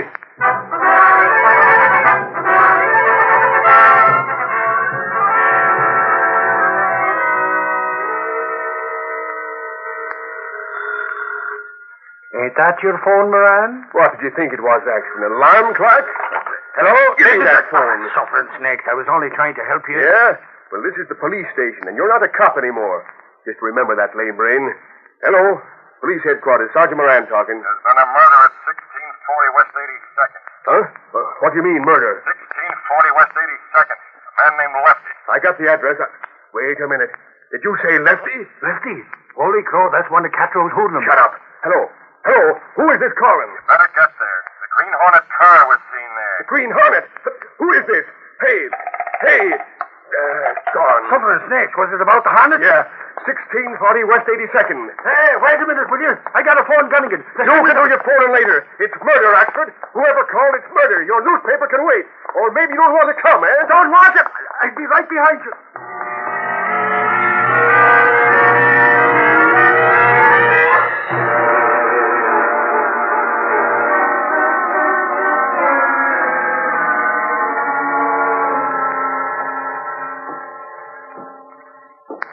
Anything there? No, it's empty. I tell you, Moran, it was a false alarm. Soon find out. This is the last door. There, I told you it was a phony. This room's empty, too. Empty, huh? Who's that? Over this way. Shine your flash. Holy crow, it's him. It's Lefty. No, don't shoot again, Hornet. This ain't the Hornet, Lefty. It's the police. Take the light out of his eyes so he can see us, Moran. The police? You mean the Hornet? He ain't here. He came here to shoot me. He took the money. Money? What are you talking about? It was here under this fort. The money Catlow chiseled out of the Union. Holy smoke, you mean Catlow and the Hornet are working together? What else? The Hornet tried to rub me out, didn't he? But I'll fix him. I'll fix both of them. You want to know who killed that junk guy? Sure, it was Catlow. Yeah, it was Catlow, and I'll prove it to you. I'll turn state's evidence. We can talk later. Where's the Hornet now? Oh, I don't know. Wait a second. Yeah. What do you mean, yeah? He's over at Catlow's place. He's got to be there. Catlow's? Sure, he must be. If you get over in time, you can have both of them. Okay, Lefty, we'll go there now. Holy crow, the Union money. You want me, huh? Don't you? Why, Lefty, we wouldn't go without you.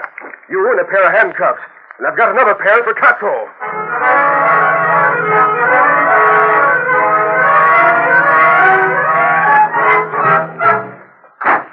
It's about time you got here, Lefty. I said an hour. Where's that door you were... Surprised, Catro? You ain't Lefty. You're masked. The Green Hornet, huh? Nice crisp bills you had under that board, Catro. I don't know what you're talking about. Sure you do. You needn't cover up. You see, I followed Lefty and took the money away from him. You took it? Where is it? Right here. Lefty might have considered taking a powder, Catro, so I thought I'd bring it over myself. Yeah, what's the aim? Where do you fit in? I thought we might make a dicker. Split, huh? No, we'll discuss it later, Catro. Hey, wait a minute. Where you going? I'm leaving. Of all of it... Hey, that's the police van. They're coming here. Come on, I go with you. Can't have them find this door. No, you're not, Catro. I'm going alone. Get away from that door, Hornet. I gotta take the money. You're not taking the money, Catro. You're taking this. Hey, gun, you fool, you... I can breathe. Police. That's right, Catro. You're heading for jail.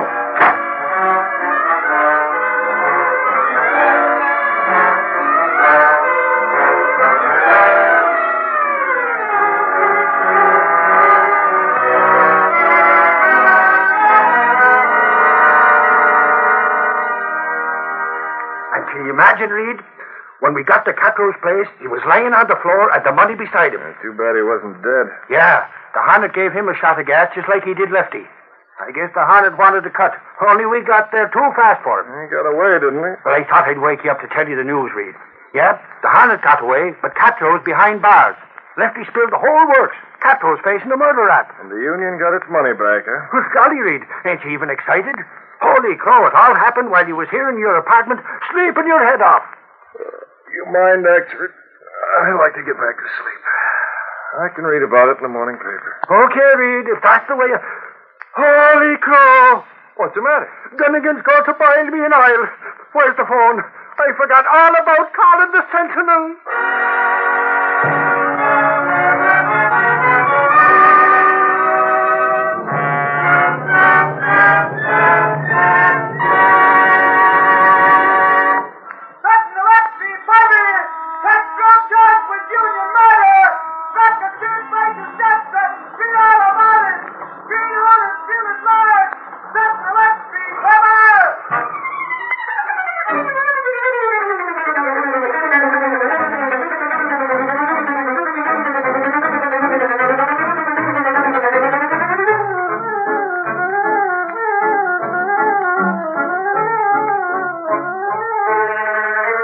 Time now for Armchair Adventures.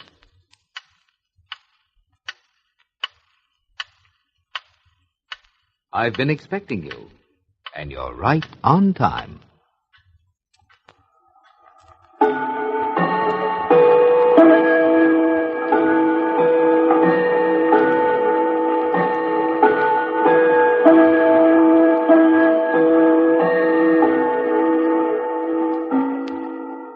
I have a story for you. A story of the king of the great walled city of Killarney in far-off Burma. Now, King Waribo was a good king, as kings go. But there was one thing he could not stand, and that was for anyone to laugh at him. That's why he flew into such a rage when his brother sent him a gift. The gift was an animal called Sadhu. But you see, Sadhu was a large white elephant. Yes, it's time for Armchair Adventures. Tales of crime, mystery, romance, and comedy. Now, here's your storyteller, Marvin Miller, and Armchair Adventure, The White Elephant. Waribo glanced out of the grilled window of his palace and moaned. Out in the enclosure, stamping around in the warm sun, was Sadhu. Sadhu, a white elephant. A worthless, expensive, burdensome white elephant. The little king gritted his teeth. Someday he would get even with his brother, that worthless, conniving, tricking brother of his. What a left-handed gift this was. His brother had never been worth anything, and this elephant was just like him. He shuddered as he realized how much food it would take to feed the big hulking beast. It would ruin him. And everybody was beginning to laugh. He had to put a stop to that right away. Out on the rim of the forest, he could see the work elephants lifting teak wood logs in their strong trunks, rolling them toward the wooden wagons. Oh, those animals were useful. They earned their keep. But that specimen out there, gleaming in the sun... Waribo turned away. Honorable Sadhu, we have made up our royal mind. We shall shoot you. He paused and ran his fingers through his beard. No, but wait. A king must do a thing like this with caution and diplomacy. We must figure out a way to point laughter at somebody else. Yes. Waribo will be munificent, generous, charitable. Waribo will bestow the honorable white elephant on a friend. So he gathered all the leaders of the city together at his court. They stood around the richly furnished room, their faces smiling beneath their snow-white turbans. The king rose to his full height. A sly smile played around his lips, for this was the supreme moment. He would choose the worst swine of the lot and make an official presentation to him before all of them. That would teach them to laugh at their exalted ruler. His eyes shifted around the room. Finally, they lit on Karo Hasid, a man he detested with all the hatred he was capable of holding. There was the man. Ah, yes. The king was about to speak when Karo Hasid stepped forward. Your Majesty, we of your people wish to honor our king. Waribo's eyes were puzzled. What was this all about? Yes, go ahead. Knowing your Majesty's recent good fortune in becoming the owner of a handsome white elephant, we have fashioned a silver mounting for it, and we present it to you now. He clapped his hands. A native boy hurried in and laid the gift at the feet of the little king. For a moment the monarch saw red, and the veins stood out on his throat. It was a trick to keep him from disposing of the elephant. The impertinence of these infidels, these donkeys. He was about to speak again when they all bowed out. Karo Hasid leaned forward. Your Majesty, we trust you will have much happiness with the elephant and with our gift to you. Peace be with you. And then the devils were gone. The king clenched his fists. They were laughing at him. They were laughing at him. In a purple rage, he grabbed a whip and hurried to the enclosure outside the palace. The elephant looked at him out of his little pig-like eyes and bobbed his head up and down in friendly fashion.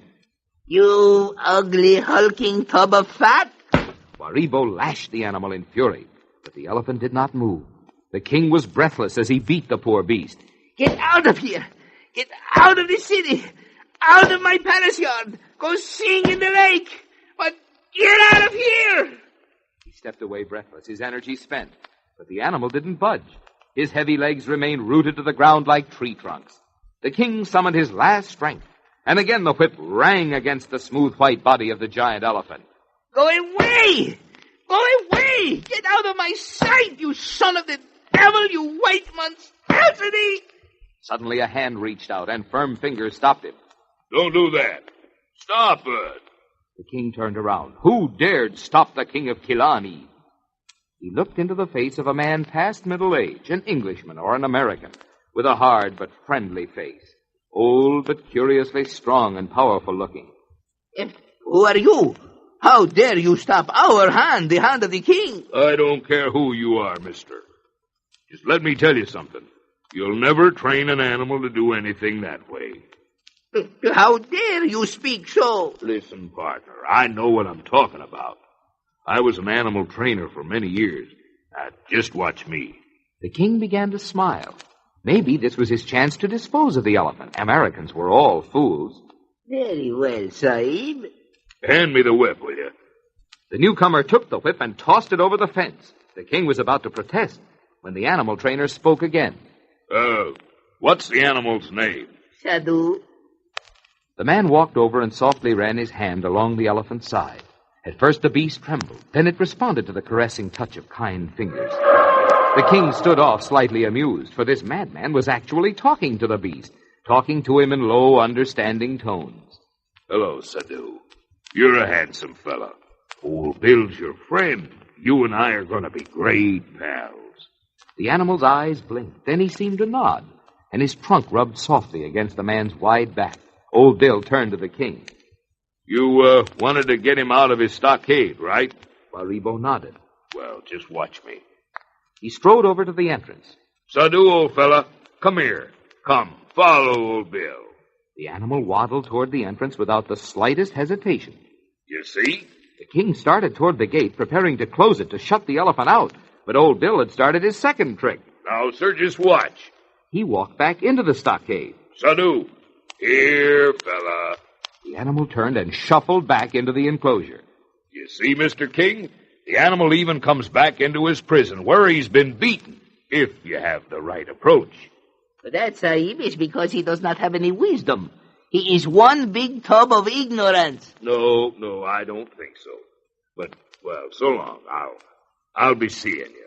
Waribo reached out a hand. He mustn't let this man get away. It might be his chance to get rid of the white elephant. Wait, Sahib.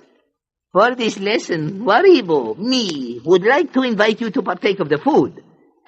You will dine with me, the king? Yes? Old Bill shrugged. Why not? It wasn't often a poor traveler was invited to dine with a royal monarch, even if the kingdom was only a 2-bit one. At dinner, Waribo maliciously and cunningly laid his plans for the disposal of the elephant. This American was the perfect, sucker. Old Bill, in turn, related his story to the gimlet-eyed king. Gordon's my name. Old Bill, they call me. I was an animal trainer for a long time back in the good old USA. Played in circuses, big time. But they fired me last year, said I was too old. So I started to wander around because I wanted to see what made the world tick. And here I am. You, like the animals, huh? Yes, King, I do. I found them better friends and a lot more intelligent than most human beings. Sahib like animals, Waribo like Sahib. Sadhu like Sahib. So Waribo gives Sadhu the white elephant to new friend. How do you like this? Well, you mean you want to give me that elephant for keeps? For good? Yes. Waribo give it to you for gift. Well, gee, thank you. I can't say I've ever had an elephant given to me before. Thanks a lot. For weeks, the joke of the court was the stupid American who had taken the white elephant into the forest with him. The king boasted to all his subjects of his devilish cleverness. But old Bill and Sadhu didn't know anything about this. Together in the lush green forest, they romped and played, became friends, and shared their thoughts and pleasures. Bill would talk to Sadhu, talk to him not as to an inferior animal, but as a man talks to a man. Bill rode on Sadhu's smooth white back, and they skirted the forest, the leaves of the trees brushing Bill's head like garlanded wreaths. They would swim together in the cool forest lake. Once again, Bill felt young in the sunshine and the cool shade, young in this new, unusual companionship. Each day they journeyed to the city for food. The king willingly gave them provisions, anxious to keep his joke alive. But then one day when Bill was in the palace visiting the king, there was a sudden rumbling of the earth, at first low and menacing. Then the buildings with their marble columns began to shake. The very palace of the king began to tremble. Men and women ran out into the streets, and the donkeys and work elephants stampeded toward the forest. Out in the courtyard, only Sadu remained. Sadu, the white elephant, waiting patiently for his master, in spite of the shivering earth and its threats of destruction. The king, frantic, turned to Bill. Run! Run for your life! The old gods speak beneath the earth. The palace will fall. His cloak swirled around his legs as he ran down the long hallway. Bill called out to him. Wait! Where are you going? My jewels! My jewels, the precious treasure of Kilani, are in the North Tower. I must save them! He disappeared up the winding stairway, and Bill hurried toward the courtyard. Just as he reached the entrance, the stairs collapsed in a rending and tearing of timber and crumbling stone. That was all Bill remembered. Up in the tower, King Waribo called in vain above the din of the earthquake. Help me! Get me out! The stairs are no more! I'm trapped! Save me! He seized the bars of the grill in the treasure room and looked down helplessly into the courtyard far below. The only sign of life was the blundering form of Sadu, the useless white elephant. Even in his despair, Waribo reflected that the animal was too stupid to leave the doomed city, in spite of the weaving earth and crumbling walls. Sadu was diligently at work uprooting a massive pile of debris just below the tower. The king cursed the animal for his utter stupidity. He was a white elephant indeed. But then he gasped, for Sadu had uncovered the stricken figure of Old Bill. Tenderly, the elephant lifted the man onto his broad, wide back and triumphantly bore him out of the city to safety.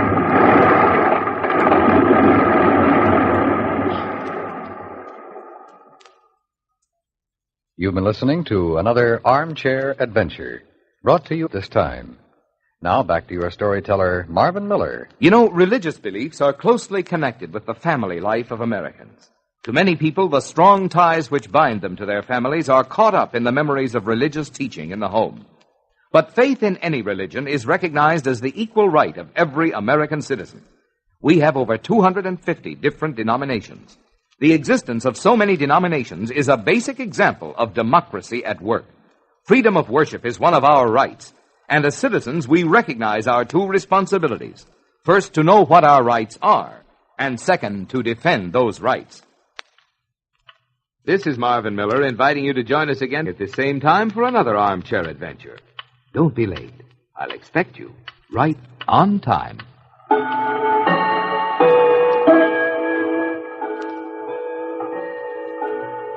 Armchair Adventures is a transcribed Columbia Pacific production.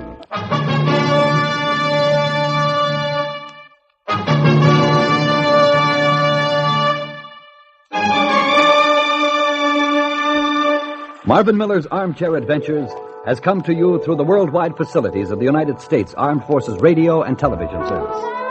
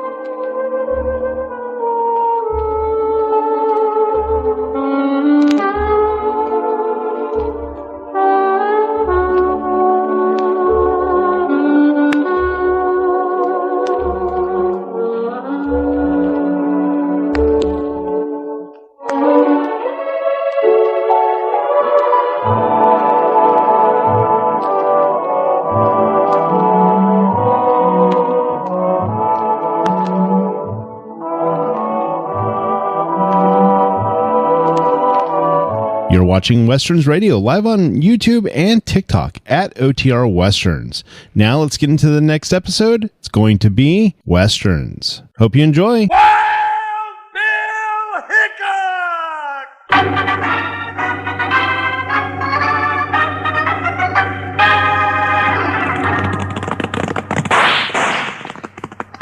Hiya, folks. Ho, hold on to your hats and pass those Kellogg's Corn Pops. Because here comes Guy Madison as Wild Bill and his pal Jingles, which is me, Andy Devine. We got another rootin', tootin' Wild Bill Hickok adventure story for you from that great new cereal with the sweetening already on it, Kellogg's Corn Pops! Kellogg's Corn Pops brings you Wild Bill Hickok, starring Guy Madison as Wild Bill and Andy Devine as his pal Jingles.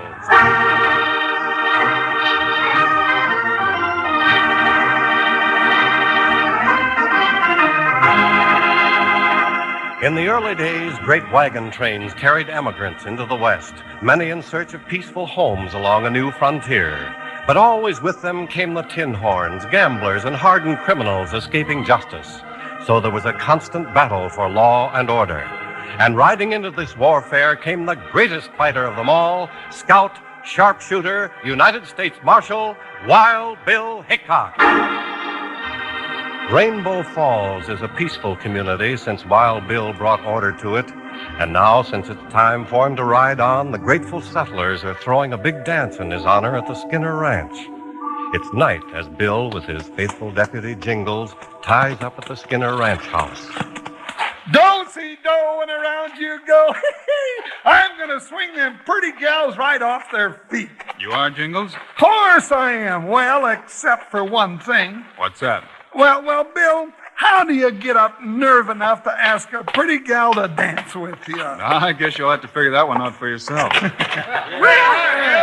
on in, Mr. Hickok, Jingles. We've been waiting for you. Evening, Mrs. Skinner. We're sure here now, Mrs. Skinner. Hey, what are we waiting for? Let's get the dance started. That's my plan, if I can get that fiddler going. Well, howdy to you, gents. Howdy. Well, if it ain't old Pop Carter. How are you, Pop? First rate. So you're finally going to leave the law unto me again, huh? Sure, Pop. You know, there ain't a better deputy than you anywhere. Been a deputy around Rainbow Falls the past 30 years. Slowed down, maybe, but I can still hold a gun. Yeah, Pop, we're leaving things in good hands. Well, thank you. I'll be down at the office bright and early. Oh, there's Ed Flagg, foreman of the Lazy Y. Howdy, Mr. Flagg. Howdy, Pop. Well, Hickok, I'm kind of surprised to see you here tonight. We wouldn't have missed it for anything, Mr. Flagg. Maybe you ain't seen this item in the paper. Well, what about it? Dated a week ago. Better have a look. Oh, Bill, this ain't no time to be reading a newspaper. Wait, Jingles. It's about Jimmy Cloud. He's been released from prison. Jimmy Cloud? Oh, he's the young feller you sent to prison for that payroll robbery a couple of years ago. He's the one. Cloud swore he'd get even with you, Hickok, once he got out. It seems I remember us saying something like that. What do you reckon he'll be up to now? Think he'll try coming back to Rainbow Falls? Mr. Flagg, if you're talking about Jimmy Cloud, you can just bet he's coming back. Huh? How do you know that, Miss Skinner? 'Cause it just so happens I wrote him, offering him a job right here on this ranch. What? You bringing that no-good thief back into this community? Yes, and why not? He's paid for what he did. Jimmy's just a young boy. He's got a right to a new start, and I'm giving it to him. Well, there's other folks got something to say about that. Let 'em say it. I'm saying Jimmy Cloud's entitled to another chance. Well, Hickok, what are you going to do about it? About what, Flagg? You know what I mean. You going to let that outlaw come in? Unless somebody can give me a good reason not to. He's got a grudge against you.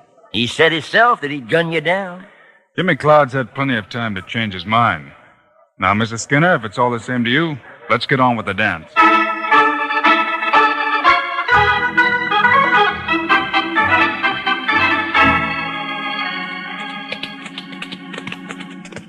Man, I got up my nerve, Bill. I sure got up my nerve. So I noticed, Jingles.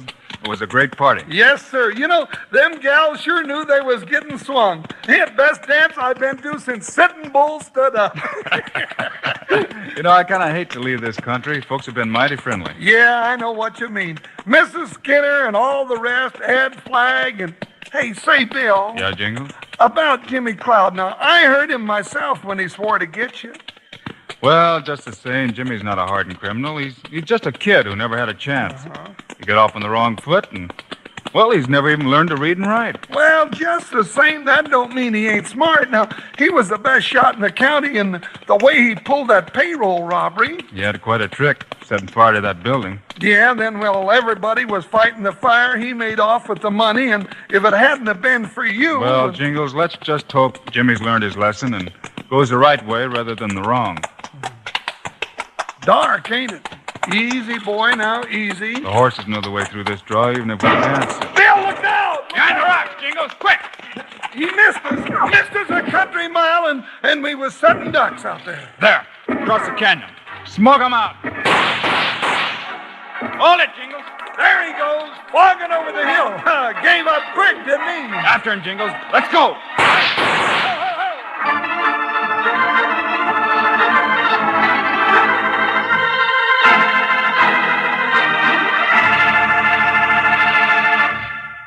Hi, cowpokes. This is your old saddlemate, Panhandle Jim. Now, those boys are walking into plenty of trouble here, you betcha. Say, you know how the old-time ranchers used to eat when they were riding herd across the plains? Well, they took their grub right along with them in the chuck wagon. And that's what you do with Kellogg's Corn Pops when you're riding the trail. Take 'em right along with you and eat 'em right out of the box. Because Kellogg's Corn Pops are already sweetened for you. But come breakfast time, pour 'em out in a bowl and add a little milk. Now, don't go pouring sugar on 'em. No, sir. Because like I just said, they've already got the sweetening right on 'em. Every single corn pop. Now, if you're eating 'em right now, look at the bag inside the box. It's pure aluminum. It keeps Kellogg's Corn Pops fresh up to 10 times longer. And your ma'll want to hear this. That bag's wonderful for storing things in the refrigerator or for carrying sandwiches in and keeping them fresh and crisp as a Colorado morning. Now, don't go messing around with one box of Corn Pops. Get your ma to load up big, enough for everybody in the family. Then out of the box or out of the bowl, you can have all the Kellogg's Corn Pops you want, and you'll want plenty. Remember, kids love Pops, moms love Pops, and Pops love Pops. Now, tie up close here and let's listen to more of this exciting story.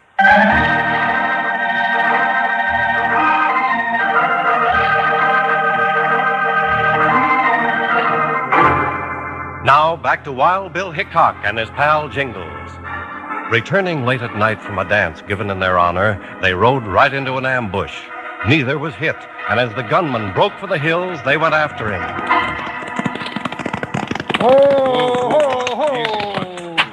All the shots come from behind this mesquite, Bill, and I don't know what you expect to find, though. You never know till you look. Got a match, Jingles? Yeah, here you are. Plenty of tracks around. A couple of burnt matches. Yeah, means he waited here for us to ride through the draw. Bill, if you ask me, which you generally don't... Jingles. Yeah? Huh? Have a look. One word scratched in the dirt. Revenge. Didn't mind leaving his calling card, did he? Looks like Ed Flagg was right. Was he, Jingles? Well, about Jimmy Cloud, the young feller is out to get you. Don't start saying things you can't prove. Just scratch this out and forget about it. Forget about it? Well, now what do you mean by that? For one thing, it means we're not leaving Rainbow Falls.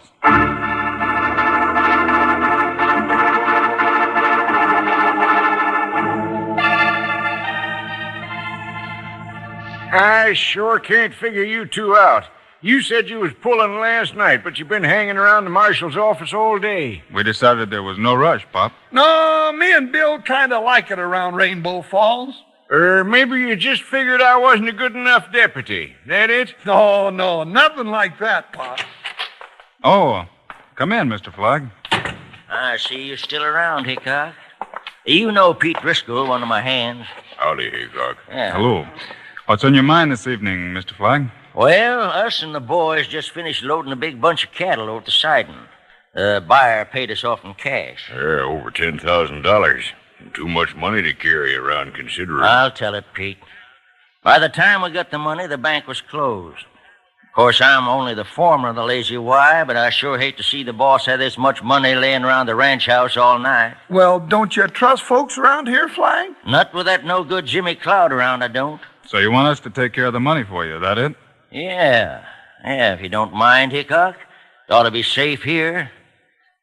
Guess you know Jimmy Cloud's here in town. No, I hadn't heard. Well, he is. Making plenty of big talk about what he's going to do to you, Hickok. And carrying his gun ready. You mean you saw him? Just a minute ago. He's over at the eating house. We'll keep the money here for you, Mr. Flagg, if that's what you want. It's all here in this envelope. I'll feel better when you lock it up. Just don't tell anybody about it. Thanks, Hickok. We ain't telling nobody. Come on, Pete.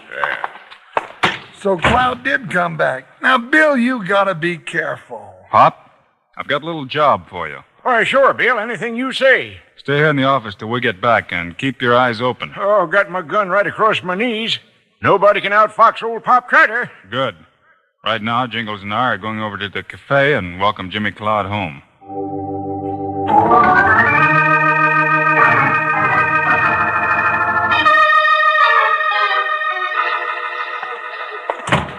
Hello, Jimmy. Hickok. Wild Bill Hickok. Surprised to see us, Jimmy? Why, no, of course not. Well, what do you want? Oh, just wanted to say hello and see how things are with you. I'll bet you did. Well, I'm all right, so stop worrying. I'm out of prison and I'm back, and there's nothing you can do about it. That's right. You served your time. Yeah, you saw to that. Well, is that all? Where were you last night, Jimmy? Where I was is no business of yours. Now, I think you better answer Bill's question, Jimmy. All right. For what difference it makes? I was camping up on Goose Creek. All night? Anyone see you there? No. I was alone all night. Why? Just thought I'd ask. You see, Jingles and I ran into some trouble last night on the way back from the Skinner dance. Somebody with a rifle tried to kill us. I know what you're thinking. I no sooner get back to town than it all starts again. Well, I didn't do it. I never accuse a man till I know he's guilty. And if you want to know something else, I'm staying. Mrs. Skinner's in town and still wants me to come to work for her. And that's just what I'm going to do. All right, Jimmy. We wish you luck. Now, hold on, Jimmy. Where do you think you're going? Down to my shack. And nobody's stopping me.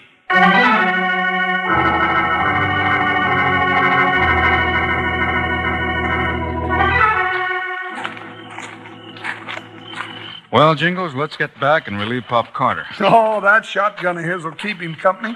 Hey, I wonder if he ever used it. He might if he had to. Jingles, that light down the street. Yeah, what do you reckon? Those flames shooting out of the window down there. Holy cow, it's the marshal's office. It's on fire. Come on, Jingles. Fire! Fire! Everybody out! Bring the water bucket! Fire! Hurry it up before it burns to the ground! The marshal's office and the whole town with it.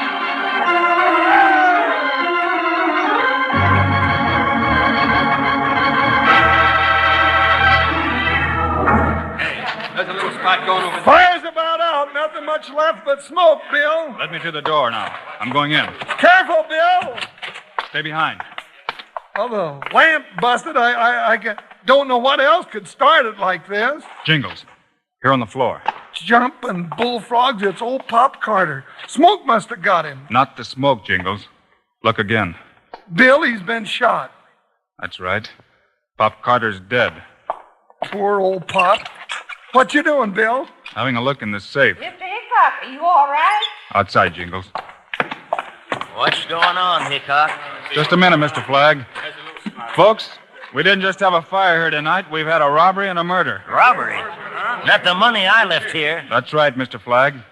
Carter's dead, and your boss's cattle money's gone, every cent of it. I thought as much. And you know who done it? It's the work of Jimmy Cloud. You've got no right to say that, Mr. Flagg. Nobody saw Jimmy here. Nobody had to. It's the same kind of job he pulled 2 years ago.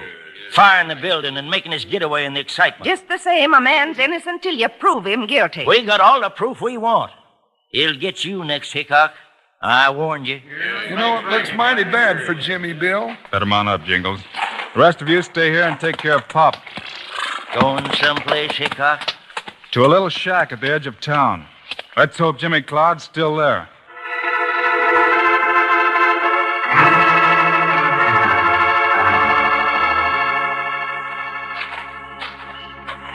Well, there's his horse outside the shack, Bill. Yeah, Jingles. Means Jimmy's inside. He must be locoed staying around at a time like this. Shh. We won't bother to knock. Hickok, what's the idea? Freeze, Jimmy. I ain't drawn. Why should I? Packing to go somewhere, Jimmy? Well, what if I am? It's no business of yours. It could be, Jimmy. Or didn't you know? Somebody just set the marshal's office on fire after killing Pop Carter and taking over $10,000. Well, that doesn't mean I had anything to do with it. Then maybe you wouldn't mind if I searched the place. No, search all you like. A lot you'll find around here. Keep an eye on him, Jingles. Yeah, go on. Keep looking. I got nothing to hide. Then why are you packing your war bag? Why are you fixing to pull out when the ruckus starts? That ought to be easy to guess. I thought folks in Rainbow Fall would give me a chance. Well, Mrs. Skinner wanted to. And I was going to take her up on it, till I realized it wouldn't be fair to her. Everybody's making it hard on her just because she wanted to give me a job. Because she believed in me. I still believe in you, Jimmy, no matter what anybody says. Mrs. Skinner? Mrs. Skinner, I appreciate what you wanted to do, but it's no good. They don't want me here. They'll get over it. Now, you pick up your things and come on out to the ranch right now. Mrs. Skinner, I'm afraid Jimmy can't do that. And why not? Jimmy, this envelope I just found in the bottom drawer. What was it doing there? Why, I don't know. I never saw it before. You sure about that? Bill, that's the one that had all the lazy Y money in it. Money? Well, I don't know anything about any money. Jimmy, if you know, tell him. But I don't know, Mrs. Skinner. I swear I don't. You'd better give me your gun, Jimmy. There's nothing I can do now but lock you up.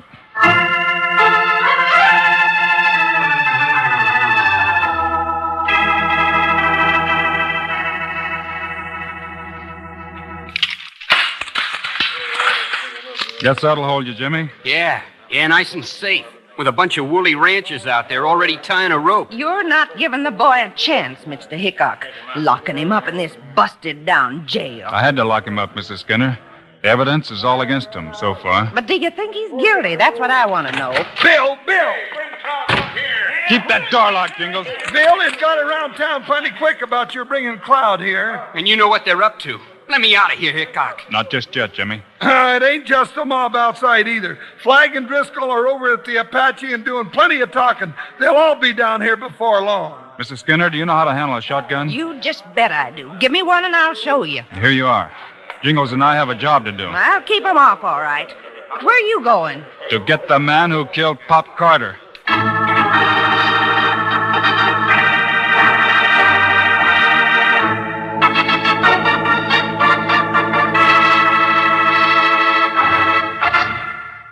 Say, I'll bet my 10-gallon hat you buckaroos believe all I do while the Wild Bill show's on is think up things to say about Kellogg's Corn Pops.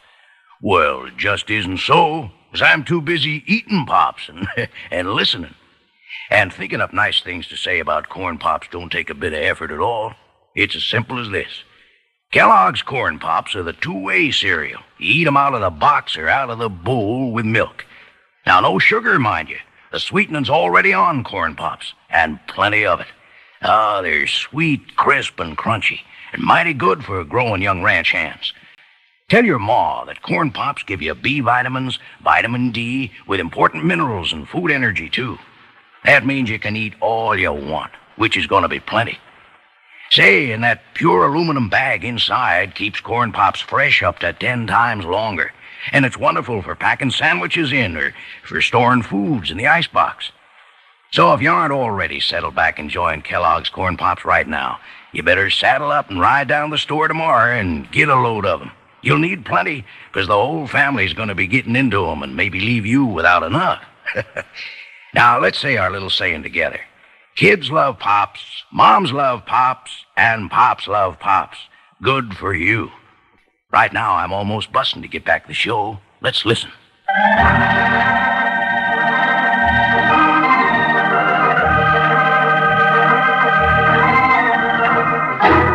Now let's get back to Rainbow Falls as Wild Bill Hickok and Jingles leave Mrs. Skinner to guard Jimmy Cloud. They step through the crowd gathered outside and walk directly to the brightly lighted Apache gambling house. Bill, I don't get it. Now, you said yourself all the evidence pointed to Jimmy Cloud. All the evidence isn't in, Jingles. Well, what more do you want? Easy. Ed Flagg and Pete Driscoll are over there at the bar. Yeah, you know, for just a foreman, Flagg's be throwing a lot of money around. There's only one way to handle numbers like Cloud. Yeah, and I say we get at it pronto. Well, if it ain't Hickok, you finally see things my way, huh? Your way, Flagg? You put Jimmy Cloud in jail, didn't you? A lot of good that'll do once we get at him. Now, Jimmy's getting a fair trial, Driscoll. Bill's seeing to that. There's no need of waiting for a trial. I agree with you, Flag. Huh? What do you mean by that? I mean, I don't think Jimmy had anything to do with the robbery. Hey, but you locked him up. Only for safekeeping. Flag, last night somebody tried to kill Jingles and me, and I think it was the same man who engineered the killing and robbery tonight. Sure it was. Jimmy Cloud. No, Driscoll. He left something scribbled in the dirt. The word revenge. Cloud swore he'd get you. He wrote it. Did he? Jimmy never went to school a day in his life. How would he know how to write? Why, sure. Jimmy couldn't have wrote it. And if Jimmy tried to kill us, he wouldn't have missed. He's too good a shot for that. Ed, let's get out of here. Shut up, Driscoll. Hickok don't know what he's talking about. Anyhow, that don't mean Cloud didn't do the killing tonight. It makes a lot of difference. I think somebody set up that ambush last night just to make Jimmy look guilty. And then plan the robbery knowing Jimmy's the one we'd go after. You're guessing, Hickok. You don't know nothing. Only one thing more. Besides Pop, Jingles, and myself, only 2 other men knew the money belonging to the Lazy Y was at the marshal's office. Why? That was Ed Flagg and Pete Driscoll. Ed. Bill, watch out! Well, Driscoll won't have no more to say. But Flagg will. Better tell it all, Flagg, while you can. Hickok, you mean I'm That's going... right. That's right. Whatever you say won't make any difference now. Where's the money? It's under the bunkhouse floor at the Lazy Y. You'll see that your boss gets it. You fired the shots last night. Yeah. Cloud didn't have nothing to do with it. I planted the empty money envelope in his shack. Help him up, boys. Flagg's only hit in the shoulder. He'll live. Hickok, you double-crossed me. You knew all the time I was going to live. Anyhow, long enough for the trial and what generally follows.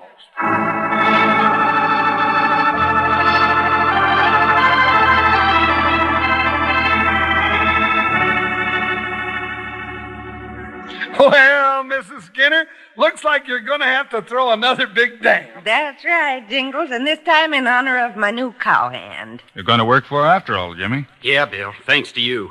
I guess I had you all wrong. But believe me, I didn't come back to get you. I know that.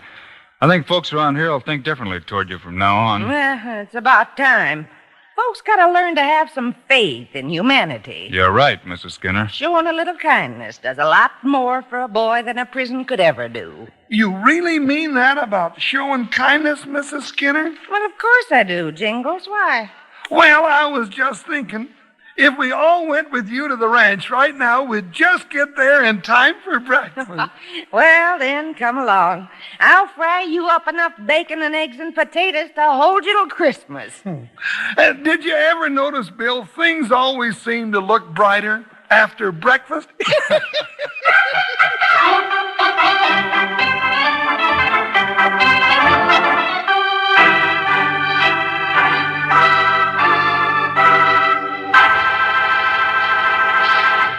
And now, here are the stars of Wild Bill Hickok, Guy Madison, and Andy Devine. I hope you enjoyed our Wild Bill Hickok story today and that you'll be around when we write in again next week. I guess I'll end up in trouble again, huh, Guy? I suppose so. But Andy and I also hope you'll remember to get Kellogg's Corn Pops. Right. It's the great new cereal with the sweetening already on it. You bet it is. Andy and I think Corn Pops are great. So long. See you next week.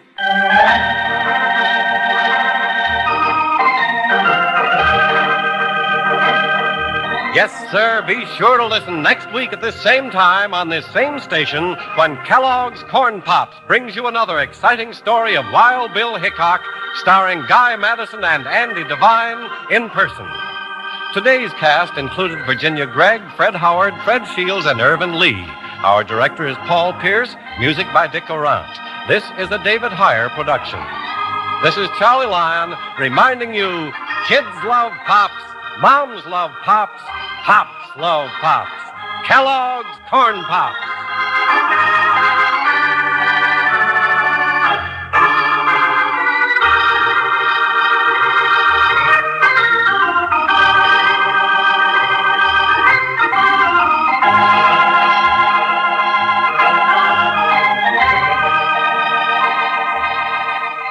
Kellogg's, the greatest name in cereals, present Wild Bill Hickok!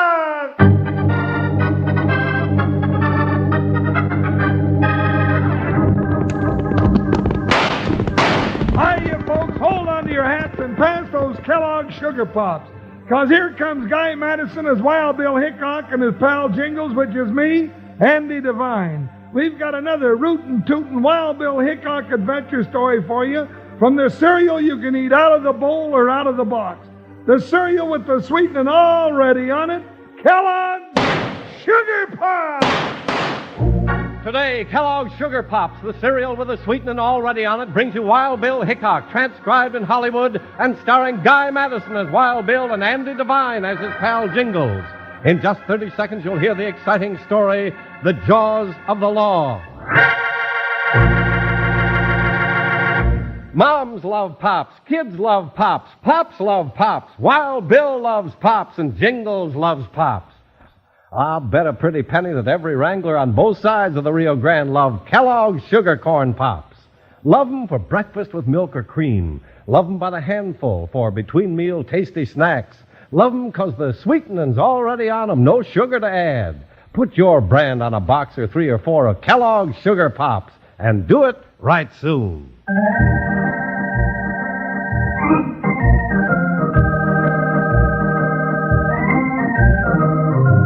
There were quick fortunes to be made in the rapid growth of the Old West, and there were men who made these fortunes, some honestly, some dishonestly.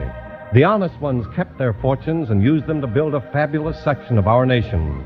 The dishonest ones, preying on the weak and helpless, tried one vicious scheme too many and ran into men like United States Marshal Wild Bill Hickok and his deputy Jingles to find themselves caught in the vice-like grip of the jaws of the law.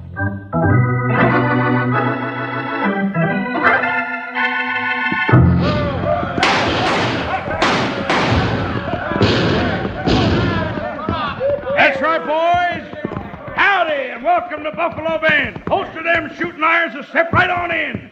First treat's on Jubilee Jinx. All right, then, step right in. This place is wide open. Best town in the cattle belt.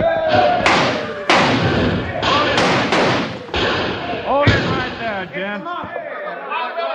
You heard him, gents. Bill said hold it. What are you trying to do, Hickok? These boys just got in off a cattle drive. They want to celebrate. I'm not here to stop your celebrating, men. We happen to have a law in this town that says you leave your guns at the door when you come in. Texas cowpoke without a gun? It's like a longhorn steer without his horns. Leave him alone, Hickok. Looks to me like you're horning in where you ain't been asked, Jubilee Jinx. Never mind, Jingles. Gents, we get a lot of trail herd boys here in Buffalo Bend. When they check their guns, we don't have to plant any of them on Boot Hill. That makes sense. Well, now, that's what I call a fair way of looking at it.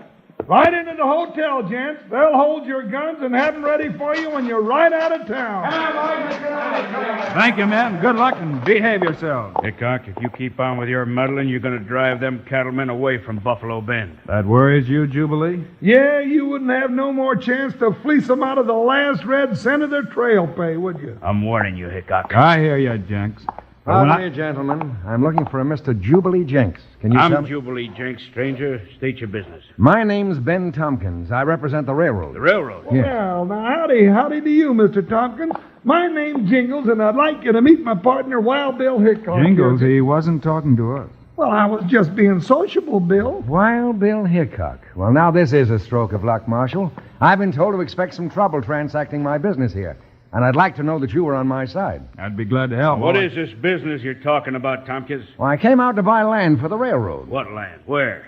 Out beyond Buffalo Bend. We're planning to start our new track That land ain't for sale, none of it. We'll pay a good price. I understand you own a great part of it. You understand rightly, mister, and I'm going to continue to own it. But the railroad is very... The railroad's gone as far as it's going. Buffalo Bend's the end of the line. Jubilee, you're getting as touchy as a porcupine in a pack of hounds. Hold it, partner. You heard me. There ain't going to be no new railhead. You need my land and old Tad Thorson's, and he ain't selling either. Don't be too sure about that. He said he might.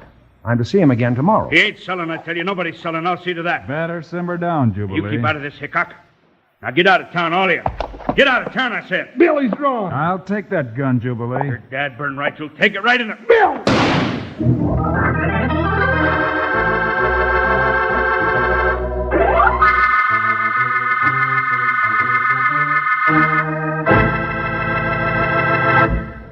Hey, Wranglers, remember how the Indian chiefs used to pass the peace pipe around the council fires? Well, by jingo, they got something better now. Yes, sirree. Instead of the peace pipe, nowadays they pass a big heaping bowl full of Kellogg's sugar corn pops. Heap big bowl, make 'em heap happy. That's right, Wranglers. Everybody loves Kellogg's sugar corn pops, and so will you. Just one heap big bowlful with milk or cream, or a heap big handful for a snack, and there'll be heap big happiness in your wigwam. Try Kellogg's sugar pops. You don't need sugar because the sweetening's already on 'em. Ask Mom to get several boxes of Kellogg's sugar corn pops today. Now, how's about all of us getting together and singing our little sugar corn pop song? Yippee! Sugar pops. They're sugar-coated, taste so sweet. Just pour on some milk. Boy, they're neat. Kellogg's sugar corn pops. Sugar pops are tops. Now sugar pops, you know, are sweet. But cowboys know there's an extra treat. Right out of the box, take a handful out. Pop 'em into your mouth as you run about. Kellogg's sugar corn pops. Sugar pops are tops. Now back to Wild Bill and Jingles and the rest of our story.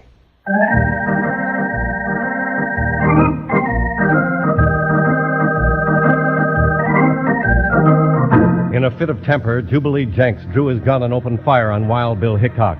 But Bill's draw was faster, and his hip shot sent Jenks' gun flying from his hand. Woo-wee! Bill, that was a close one. You just dug your grave, Hickok.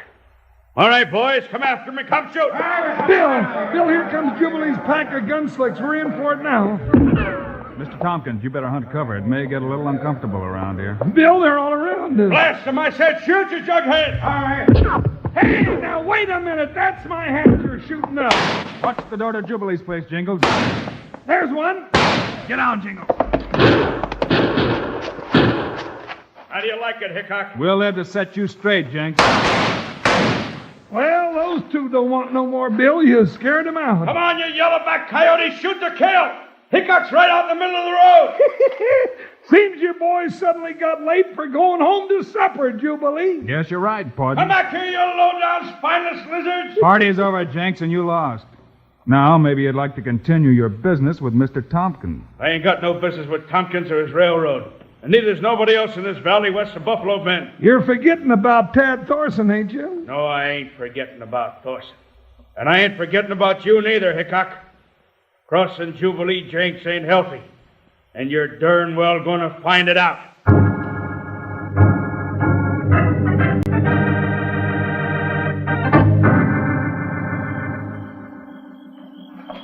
Hickok and Jingles ain't left the marshal's office yet tonight, Jubilee. I can see him. I ain't blind. Yeah? Then what do you want me to do, boss? What'll they walk out of that office? Won't be long before they'll be heading home to get some sleep. Getting a little sleepy myself. Hey! You go to sleep and bungle this nogie and I'll fix you. I ain't going to sleep, boss. You got no call to go slapping me around. Listen to me. I got the boys staked out all over the street. Yeah? They'll be waiting for your signal of 2 quick shots. Yeah? And they'll blast away at them 2 tin-horn heroes, Hickok and Jingles, until there ain't nothing left. Sure. With all of us, we can't miss. You better not. And when you see them fall, hightail it. Let somebody else find them dead, and nobody will know who did it. Yeah, hightail it. Got you, Jubilee. Where you going? I got some business out of town tonight, Nogi, with a mule-headed gent by the name of Tad Thorson.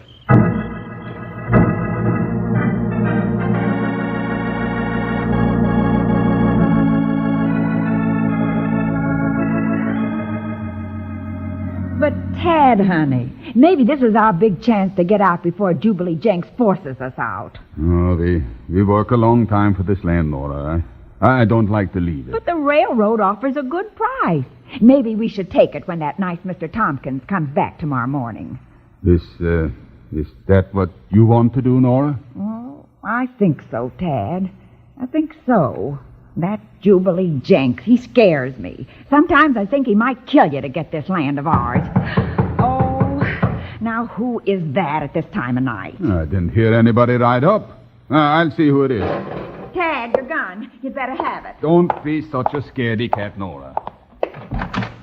Well, it took you long enough to open up. Jubilee. Come in. Well, what makes you come to see us this time of night? It's a long ride from town. You know why I'm here, Dawson. Evening, Nora. Evening, Jubilee. I'll fetch some coffee. No need for that. I'm not going to be here that long. I'll fetch the coffee. You better sit and have some coffee, Jubilee. You look right nervous. I didn't come here to mule around over a cup of coffee, Dawson. You know it. Then what did you come for? You ain't going to sell your land to that railroad fella, Tompkins. I'm not. No, you're not. If you're ready to sell your land, I'm still willing to buy it. Mr. Tompkins offers to pay me almost twice as much as you do, Jubilee. You ain't holding me up for more money. I'll buy it at my price. No, I will sell it to the railroad. Oh, you won't, Tad Dawson. I'll kill you first. Tad's not wearing a gun, Jubilee. If you shoot my Tad when he's not wearing a gun, I'll drill you right through the heart. She's got a rifle. Don't look much like a pot of coffee, does it, Jubilee? Now you'd better go. You ain't got me licked yet, Dawson. I got one more way to put a stop to you and Tompkins. Just keep backing out that door, Jubilee. Yeah. Keep backing out the door.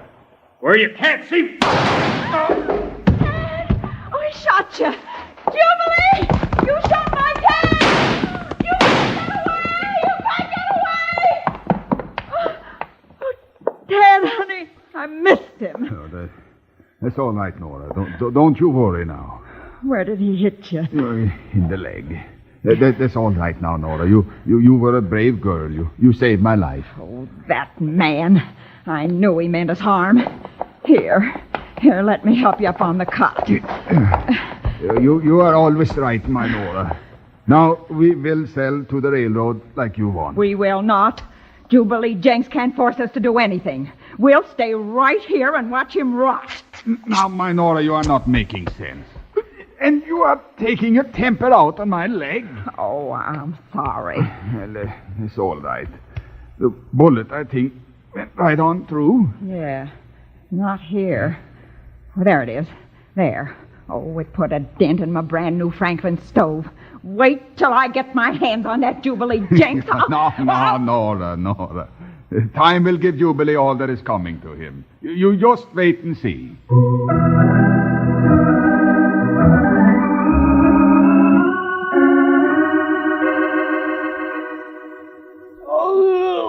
Well, Bill, things seem mighty quiet. Why don't we close up the office and hit for home in the hay, huh? That's not a very sociable way to talk in front of Mr. Tompkins, partner. Oh, well, begging your partner, Mr. Tompkins. I sometimes lose my manners when I get sleepy. Didn't mean nothing by it, though. Oh, think nothing of it, Jingles. If I wasn't bothered about this deal with Jenks, I'd be sleeping right now. Looks like Jenks is going to be right stubborn about selling his land. Yes, particularly to the railroad. I'm not sure I know why. Oh, now that's easy to figure out, ain't it, Bill? Well, it could be for one or two reasons, I guess. What were you thinking it was, Jingles? Huh? Oh, well, now, the way I got it pegged is, well, there's only one way to figure it. He's planning to use that land for... Bill, that Jubilee Jenks is just plain ornery. That's the answer. Didn't think I knew it, did you? For a minute, I wasn't sure, partner, but you may be right. Well, there's nothing much I can do tonight. Tomorrow, I'll ride out to see what Tad Thorson says about his acreage. Then I'll tackle Jenks again. Good night, gents. Good night. Night, Mr. Tompkins. Can you find your way to the hotel? I think I can make it across the street on a moonlight night like this, all right. See you in the morning. Well, partner, guess it's time for us to go, too. Yeah. But, Bill, first, tell me what's eating Jubilee Jenks to make him act this way. It's real simple the way I got it figured, Jingles. It is, huh? If I'm right. Think you can stay awake long enough for me to explain it to you? Oh, sure. I ain't sleepy at all. Well, first, all the cattlemen from Texas drive their herds to a railhead town like this one. Yeah, like those boys we saw ride in tonight, huh? That's right. And that means the town makes a lot of money off of them. Men like Jubilee Jenks, mainly, with his gambling palace and cafe and dance hall. So, if the railroad builds on west, there'll be another railhead, and this town of Buffalo Bend will die out. And Jenks will lose a lot of money. That's why he... Jingles. Fire, Jingles, fire! Grab him like a get it! Help! Fire! Hold it, partner, hold it. Oh, Bill, you were just hoorah on me. Well, you went to sleep. Reckon it's time we went to our room and bedded down so you can get serious about that snoring. Yeah, that's a good idea. Well, now, that's funny. Oh, what, Bill? Street seems mighty quiet tonight. Yeah, all the better for sleeping. Hope it stays that way. Come on, let's get on over to our room. All right, partner, but I have a funny feeling. Now, what's this shooting? Ambush, Bill. There's stake out all around us. Shoot them, you jughead! Blast Hickok and Jingles for Kingdom Come! Bill, you ain't got a chance. Hold on flat, partner. Quick, fall flat. Yeah, but when I fall down, I ain't really so flat, you know. All right, boys, we got him. That's the end of Wild Bill Hickok and his partner. Now, hightail it for the hill.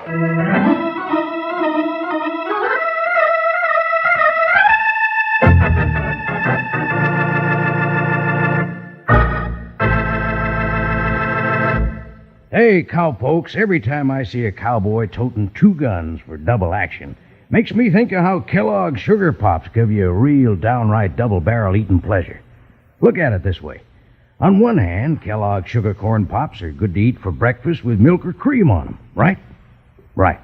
And on the other hand, Kellogg's Sugar Corn Pops are just as good to eat as a snack, straight out of the box just the way they come from the store. Out of the box or out of a bowl with no sugar to add, because the sweetening's already on those golden corn nuggets.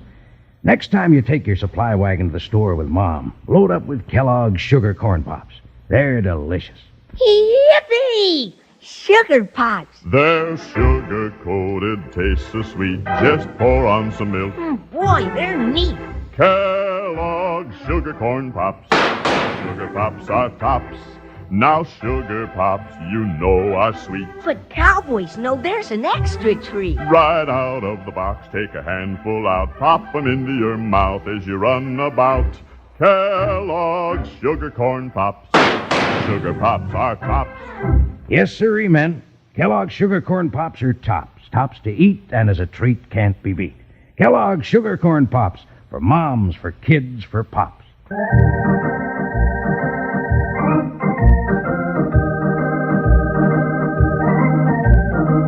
As Wild Bill Hickok and Jingles stepped out of their office into the moonlight, Bill felt something was strange. A second later, the thunder of guns came at them from all sides as Jenks' men opened fire. Bill and Jingles fell flat on the ground, and a final volley ripped the street.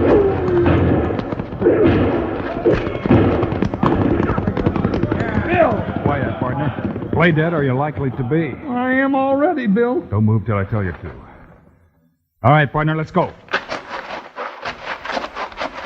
Steady, Buckshot, steady. Into the saddle, Jingles. Oh, we're riding tonight, Bill? We sure are, partner. I should have thought to do this sooner. Let's go, Buckshot. Hi, hi! After him, Joker! Ha, ha, ha!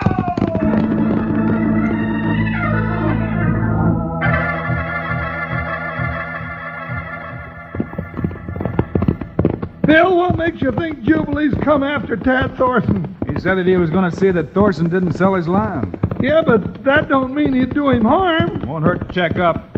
Hold up, partner. I hear a horse. Who, Buckshot? Oh, Joker. Well, I don't hear anything. Oh, doggone it, Wild Bill Hickok. You always hear things a half hour before I do. You hear it now, don't you? Sure. See it, too. Hey, Bill. It's a woman. I can make out the bonnet in the moonlight. Yeah, and she's riding like Satan was chasing. Get out of my way or I'll shoot. It's Nora Thorson. And she's got a gun. Hold that, Mrs. Thorson. It's Bill Hickok, ma'am. Jingle! Whoa, horse! Oh, what you let into town for, ma'am? Wild Bill, I was coming to find you. What's the matter, ma'am? Is it your husband? Yeah. Jubilee Jenks come out and shot him. Oh, now that's too bad. Just in the leg, thank goodness. Oh, now that's real good. Better anyway, ain't it? Jubilee Jenks did it. You sure? Right in the living room. I ran him off with my rifle. Guess I ought to be sure. Now I got an idea he's going for Mr. Tompkins, a railroad man. Well, then we're heading in the wrong direction, Bill. Right, partner. You better head on back home and take care of Tad, Mrs. Thorson. Right. And thanks for riding in to tell us. Tell Tad we'll be out to see him after we catch this Jasper Jinks and lock him up. I sure will. Good night. Up and go, Buckshot. Hi, boy, hi. Well, we're on a merry-go-round tonight, Joker. Ha, ha, ha!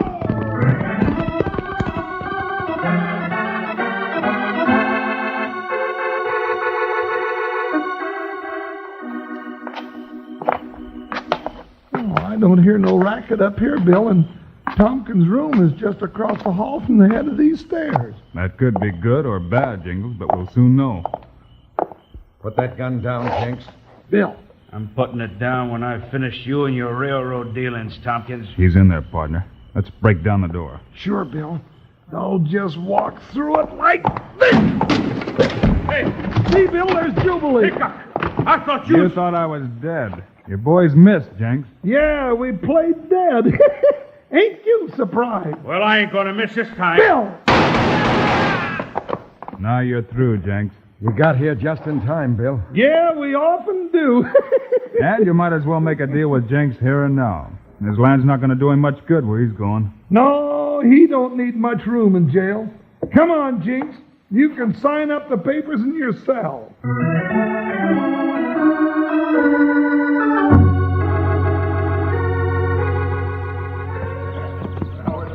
Well, Bill, now that Tompkins made his deals for the Jinx and Thorson land, reckon we'll be moving on to the new railhead before too long, huh? Yeah, partner. The West keeps spreading out, and we have to spread with it, I guess.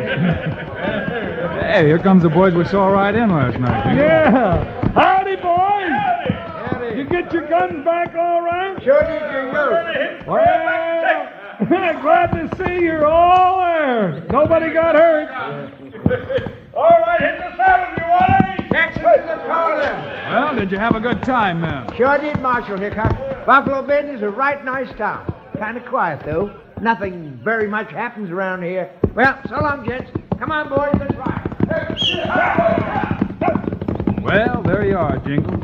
Buffalo Bend is a nice, quiet town. Nothing much ever happens around here. Yeah. Since those Jaspers rode in last night, we've had 4 gun battles, 40 miles of riding in the moonlight, sold 32,000 acres of land, and planned a new stretch of railroad. Sure takes a lot to excite one of them Texans, don't it?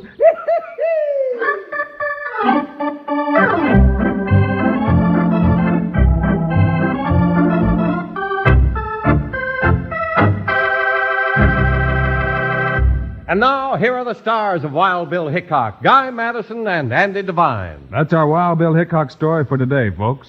But we'll be back again on Friday. And this one's a little different. It's about Wild Bill and Jingles actually helping folks escape from jail. You be sure and join us and find out what happened. It's called The Trap at Pistol Spring. Meanwhile, Andy and I hope you'll remember to ask Mom to get a big package of the cereal with the sweetening already on it. Kellogg's Sugar Pop. In the bright yellow packages with the pictures of Guy and me right on the front. Eat 'em out of the bowl for breakfast or right out of the box as a snack. Either way, you don't need sugar. Andy and I think Sugar Pops are great, huh, Andy? You bet we do. So long, kids. See you Friday.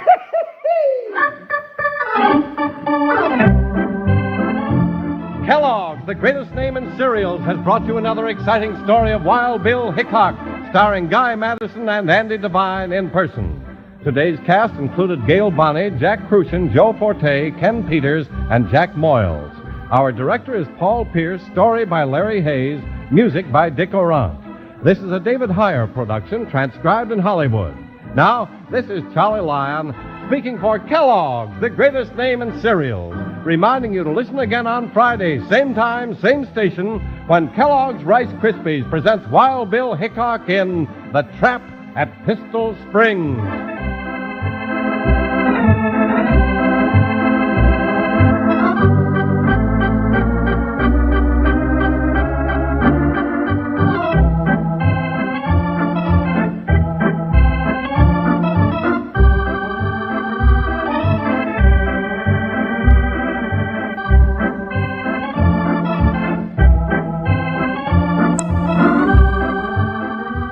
You're watching Westerns Radio live on YouTube and TikTok at OTR Westerns. Now let's get into the next episode. It's going to be sci-fi. Hope you enjoy. The Planet Man.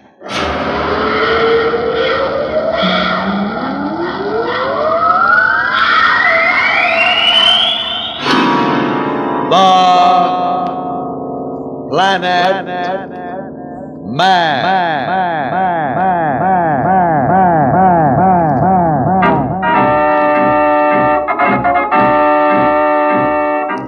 This is the fascinating story of Dantro, the Planet Man, troubleshooter for the League of Planets organization, the law enforcement body for peace and justice in the celestial world, whose headquarters and center of operations are situated on the capital of all the planets, Planaria Rex.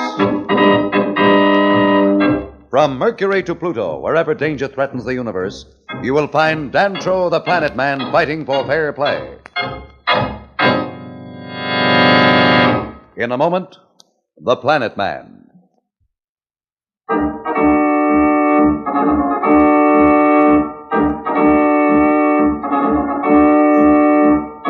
Far out in space, Dantro, the Planet Man, and Pat, the beautiful daughter of Professor Darrow, are speeding toward Mars, where they will try to aid the Martian underground in revolt against the evil ruler of Mars, Marston. Even now, Marston is assembling a space armada to attack the Earth. Alone in his huge throne room, he is talking to Fema, his pet flying Martian cobra, the only living thing he trusts. So, Fema, my deadly friend, the solar system will learn what it means to thwart Marston of Mars. That's right. We'll crush them all beneath our rays. Wipe out Planaria Rex and all those tender-hearted fools. First we'll take the Earth, then Venus, then the moons of Saturn. Mercury we'll keep till last. And that great hero, Dantro, Planet Man, they call him. He'll be a sorry hero when we finish with him, Fema? Any moment now, my ships will intercept him in space, and I'll have him where I want him. We'll feed him to the Marlions, and the girl, too, after we've learned what we need to know to conquer the Earth. Maybe I'll let you have a little fun with them then. Would you like that, Fema?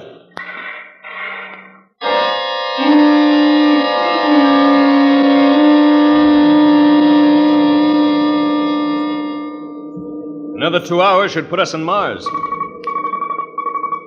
What's that? Are there meteors in our path? No, they can't be meteors. They just change direction, and meteors would stay in one path. There's only one thing they can be: Marston's patrol. Can we fight them? If I were alone, I'd take the chance, but with you along, I'm afraid we'll have to surrender if they attack us. I just can't risk your life. But the whole solar system is at stake. I'm sorry, Pat. There. They're sending us a message. You are on the province of Mars. Cut your drive. We're coming aboard. Cut your drive immediately, or we'll ray you out of space. All right. I'm cutting my drive. Don't fire. Pat, don't say a word. Let me handle them. They're right alongside. Well, here comes the welcoming party.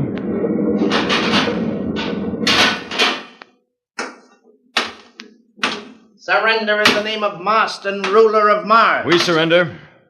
What do you want with this? Marston will tell you himself, but I'm afraid you're not going to like it. All right, get ahead of me and no tricks. My needle ray is set at full charge, and I just love to use it.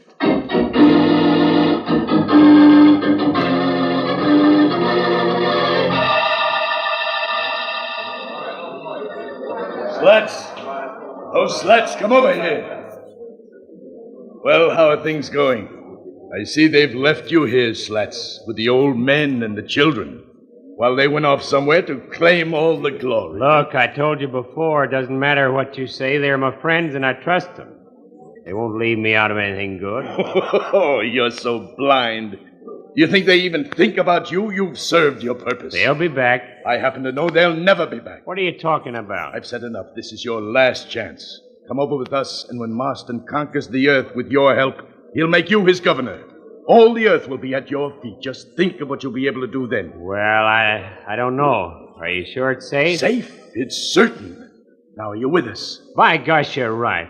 I took as much chance as they did, and they'll get all the glory. Okay, count me in.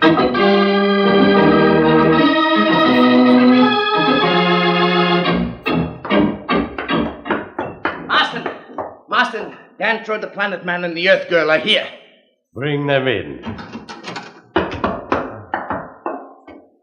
Well, Dantro, I've waited a long time for this, but it was worth waiting for. What did you want with us, Marston? Why did you bring us here? That's funny. What do I want?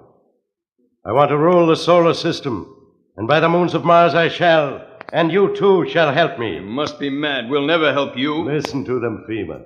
Brave, aren't they? But enough conversation. I'm afraid we'll have to give you a little demonstration of our skill at torture. What is this? Probably a message from our representative on Planeria Rex. Yes, what do you have to report from that nest of fools? I have great news, O Marston. The Earthman Slats has joined forces with us. Even now, he is on his way to you.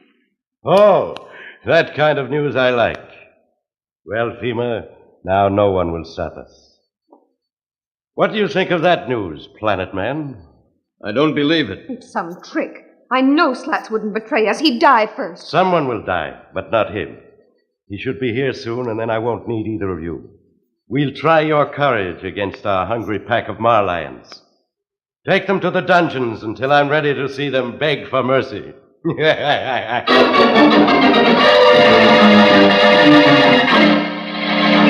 Marston seems to have all the cards. Dantro and Pat at his mercy. Slats on his side. His space armada assembling for an assault on unsuspecting Earth. We'll be back for more thrills in a moment. So, level off!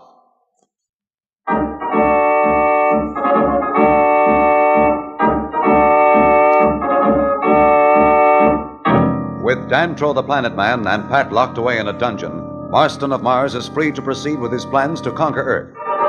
Now he is talking to Slats, another member of the Earth crew, who appears to have betrayed his friends and joined forces with Marston. Listen. Hey, look out! Don't be frightened, Earthman. That's Fema's way of showing how much she loves you.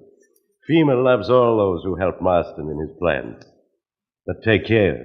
If ever you betray me, Fema will know it, and her fangs carry a poison so deadly that just a drop of it on your skin and you die in seconds. The seconds of great agony. What do you mean, betray you? We have a deal, haven't we? I'm a man of my word. A man who will sell out his friends can never be trusted. I am not interested in your word. Be warned. I am no fool. Okay. Now, what were we talking about? About my plans to conquer the Earth. You must tell me what defenses they have. And be sure of what you tell me, for I shall hold you personally responsible for any mistakes. Well, there's one thing I want you to promise me before I tell you anything. What is that? You've got to promise me that the Planet Man and Pat are kept under wraps. I can't afford to take any chances either. But I have already told you. They are deep in the dungeons where they can never get free until I am ready to dispose of them. I want to see them. Very well. But I warn you again. If this is some kind of trick, you will die in agony. Gee, you're certainly hard to live with. Let's go.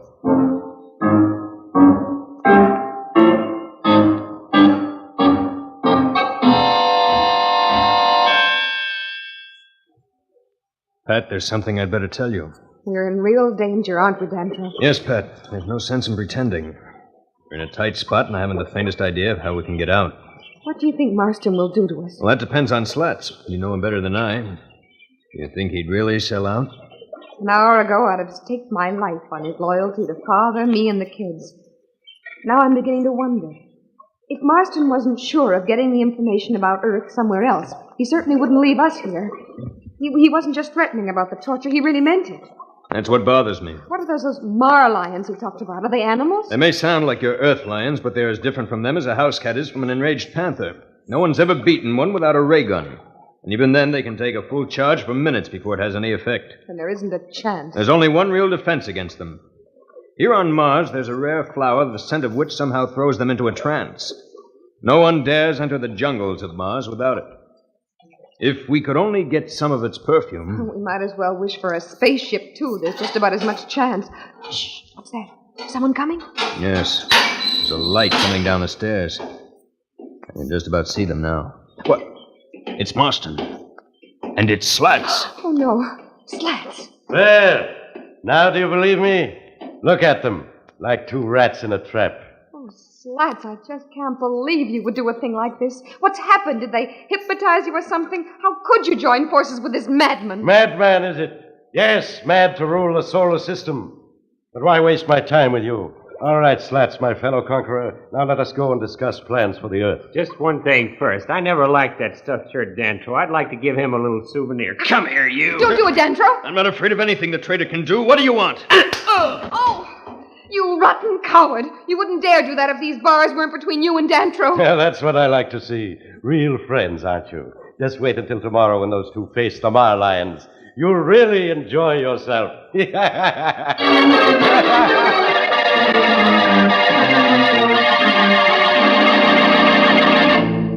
and Dantro seem to be facing certain death. What will be their fate when they meet the Marlions?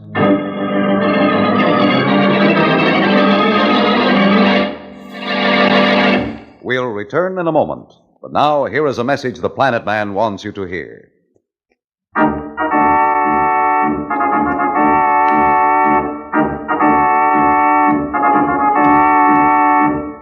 Tune in again for more transcribed thrills and adventures.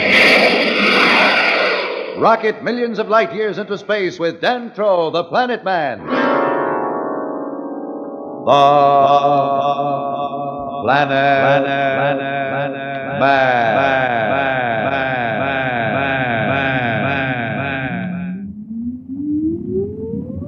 Countdown for blast off. X minus 5, 4, 3, 2, X minus 1, fire.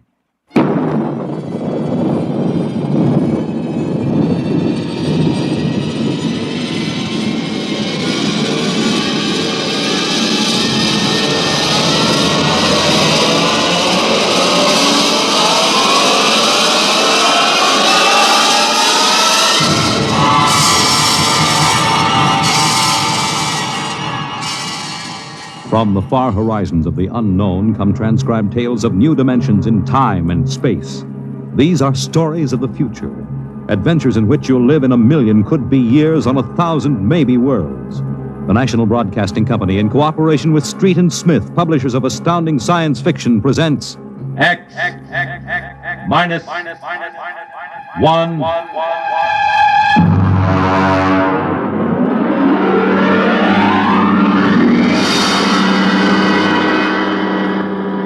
Tonight's story, Cold Equations. There is no margin of safety along the rim of a frontier. There can't be any until the way is made for those who come later. Until then, the penalty for mistakes is a grim one. The laws of physical nature operate with irrevocable certainty, with no room for mercy, kindness, or sentimentality. In space, life becomes a cold equation, and the equal sign is often followed by death. I know. I'm the pilot of an EDS.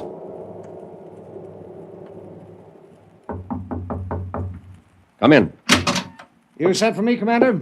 Yes. Sit down, Barton. We just got an ED from the Territorial Space Station on Woden. Woden. That's in the Crab Nebula, isn't it? That's right.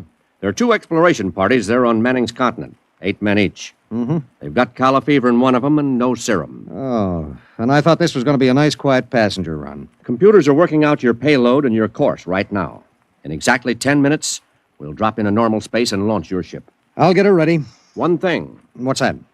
Woden is at the maximum pay limit for an EDS. Figuring the weight of the serum, we'll be able to give you just enough fuel to land on Manning's continent if you make it the first pass. Otherwise, you'll burn out in midair. Mm-hmm. Standard procedure. Report to launching control. Right. Good luck, Barton. Thanks. Oh, by the way. Yes? When can I expect to be picked up? We'll make a stop on the run back to Earth sometime next year. You'll be notified by radio. Okay. Sorry, we can't make it sooner. That's what happens when you sign on for EDS work. I'll see you next year, Commander.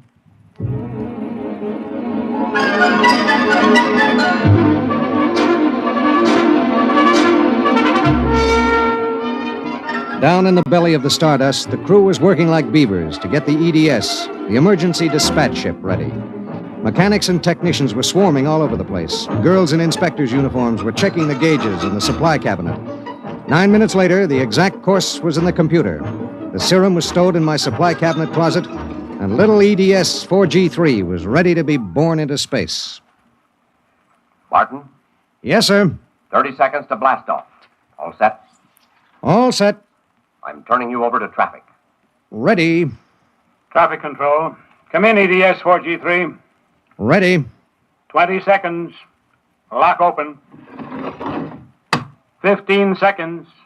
Space drive on. Space drive on. 10 seconds. Gravity neutralizer on. Neutralizer on. 5 seconds. 4, 3, 2, 1. Blast off!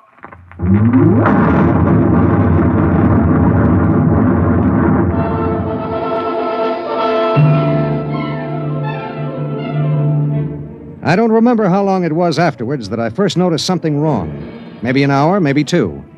There was nothing to show it except the needle and the heat gauge. It was on 0 when we left the Stardust, and now I noticed that it had crept up toward the 30 mark. That meant something inside the ship was radiating heat. That something was in the supply closet, and it was alive.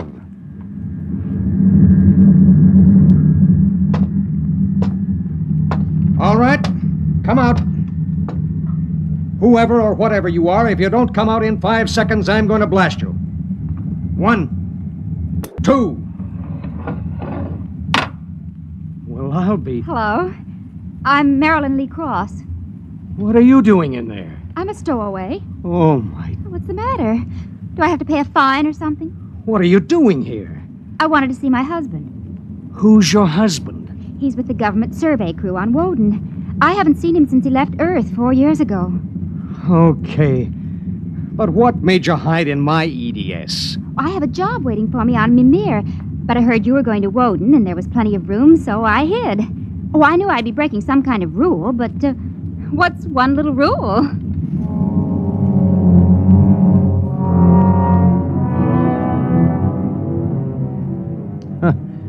What's one little rule? H amount of fuel will power an EDS with a mass of M safely to its destination. H amount of fuel will not power an EDS with a mass of M plus X safely to its destination. Well, how could she be expected to know? She was 5'2" with brown curly hair and the faint, sweet smell of perfume. She was 5'2" and she smelled like apple blossoms. And her name was X in an equation that would have to be balanced.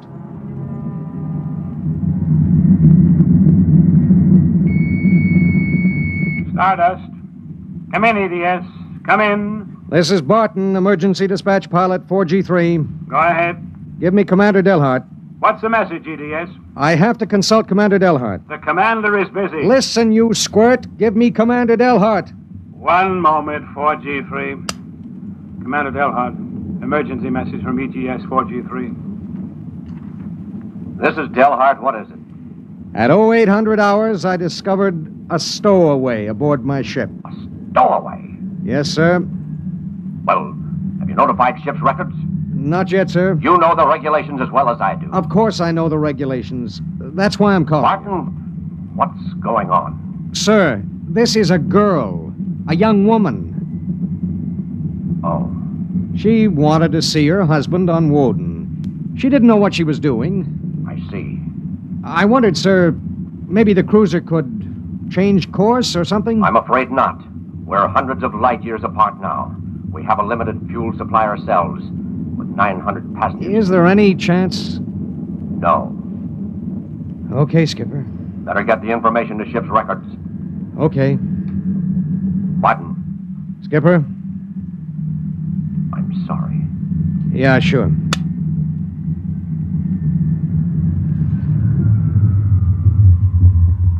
You cut our acceleration, didn't you? Yes. Why? Oh, save fuel. For a while. How did you manage to stow away? I was taking a language lesson in Mimirese from a girl in the inspection corps. The order came in for your trip, and I just went along on an impulse. Oh, it was easy. I'll be a model prisoner, I promise. Oh, if you were only a thief or a spy, it would make it easier. Make what easier? Forget it.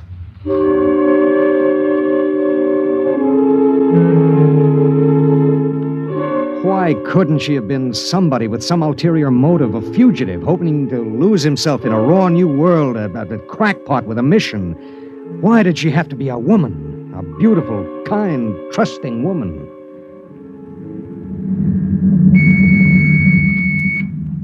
Stardust. Barton, EDS 4G3. Go ahead, 4G3. Identify a stowaway. Give me your identification disc, Miss Cross. Here. Why? Well, it's for ship's records. Identification number T8374. 1 moment. This is for the gray card, of course. Yes. I'll need the time of... I'll tell you later. That's highly irregular. Then we'll do it in a highly irregular manner. The subject is a young woman. She's listening to everything that's said. Are you capable of understanding that? Oh. Go ahead, 4G3. Number T8374-Y54. Name, Marilyn Lee Cross. Female, married. Born July 7th, 2160. Good Lord, you're only a child. Height, 5 feet 2 inches. Weight, 110. Hair, brown. Eyes, blue. Complexion, light. Blood type O. Original destination, Port City, Mimir. Listen, I'll call you back later. Look, miss. Marilyn. Look, Marilyn. I guess you don't know what you got yourself into here. Well, it's like this. This ship is carrying Calla fever serum to the survey group on Woden. Yes. Their supply was wrecked in a tornado. The fever is always fatal unless the serum is given in the first 48 hours. Now, these little ships have exactly enough fuel to reach their destination. If you stay aboard her, your added weight will cause it to use up all its fuel before it can land. What happens then? We crash. You die, I die, and 6 fever victims on Woden die. Can't they send out another ship to meet us? There are no ships to send. Well, Oh, no. Oh, no, you couldn't do that. That's how it has to be. But that's crazy. I haven't done anything. I haven't hurt anybody. I'm sorry. I should have told you before, but I wanted to make sure there was no other way. You mean it? You're going to make me leave this ship? That's how it is. But I'll die. I'll explode. I'll be like those horrible pictures about... Try to understand. I do understand. You're going to kill me, and I didn't do anything. I know you didn't. That has nothing to do with it. It has everything to do with it. Nobody just dies like that for no reason. Oh, listen. Maybe there are other cruisers. Cruisers you don't know about. Maybe the radio. Maybe it... Now, listen to me. It's different here. Different from anything you've ever known. On Woden, there are 16 men. 16 men on an entire world. They're fighting. Fighting an alien environment. The environment fights back. You can only make a mistake once. And I made a mistake. Yes. There's no hope. Absolutely none. You'll have to be put out of the ship.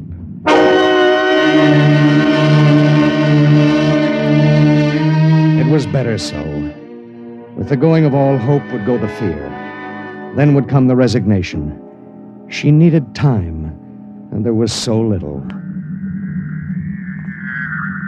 EDS. Starship to EDS. Need pertinent data. All right, Starship. When do you expect to complete your report? I need a computer check. I'll give you statistics. Statistics. This is EDS 4G3. I'm intersecting course vector 7.3 at 0831. Deceleration 1750, weight 1 ton. I would like to stay at point 10 as long as the computers allow. Will you give them the question? Check. I'll call you back. We wouldn't have long to wait. The new factors would be fed into the steel maw of the computer bank, and the electrical impulses would go through the complex circuits. Here and there, a relay would click, a tiny cog turn over. But it would be the current, formless, mindless, invisible, which would determine with utter precision how long the pale young girl beside me would live. 5 little segments of metal in the second bank would trip against an inked ribbon, and the machine would spit out the answer. You will resume deceleration at 1910. It was 1810 when he spoke. 1 hour. She has 1 hour to live.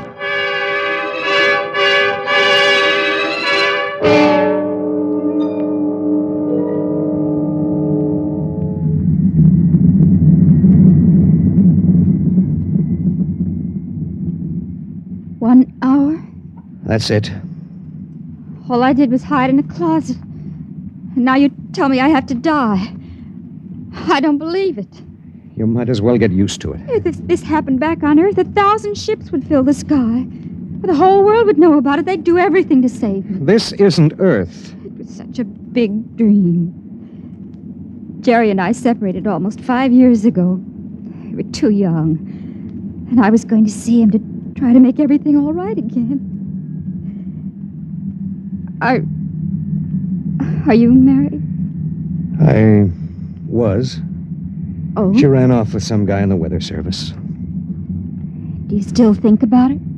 I don't let myself. Where is she? Back on Earth. Look, if you don't mind, I'd just as soon talk about something else. Okay. What do you do when you've got an hour to live? What do you talk about? What's Jerry like? Jerry? Oh, he's a funny guy. When he found out, I mean about the other fella, he didn't get mad. He cried. That was all he felt, sadness. So you walked all over him. Well, I thought I wanted him to get mad at me, to be jealous. And now? Been thinking about him for 5 years. So when I heard the ship was bound for Woden and I knew Jerry was there, I stowed away.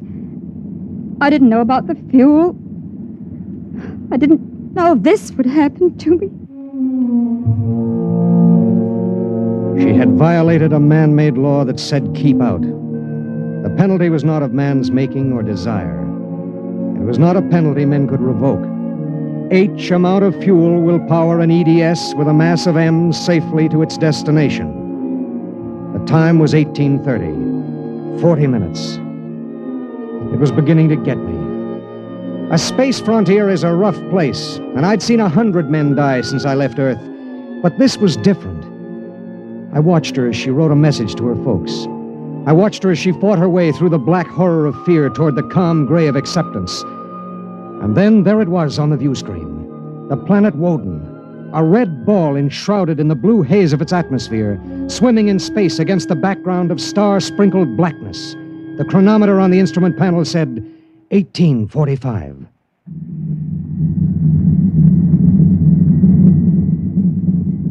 Listen, we're in radio range of Woden now. I mean, would you want me to try to contact your husband?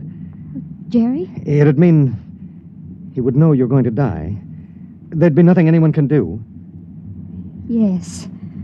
I would like to talk to him. Do you think we can? Well, the planet is turning. If his group is on the side facing us, we might be able to reach him. Oh, try. All right. Hello. Hello, Woden. EDS to Government Survey Group. Can you hear me? Come in, Woden.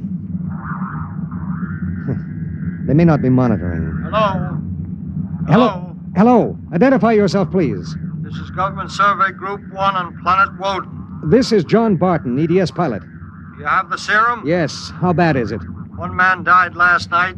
6 have the fever. How long will it take to... I start deceleration at 1910 hours. I should be able to land at 1930. Thank God. Look, do you have a Gerald Cross in charge of the group? Commander Cross? Yes, we do. Could I speak to him? He isn't here. He's out with the survey team. When do you expect him? Can't say. How do you read me? How much time do we have left for communication? Less than 15 minutes. All right. If Commander Cross comes back before we lose radio contact, will you have him buzz me? It's important. Okay, EDS. I'll keep the set open. Check.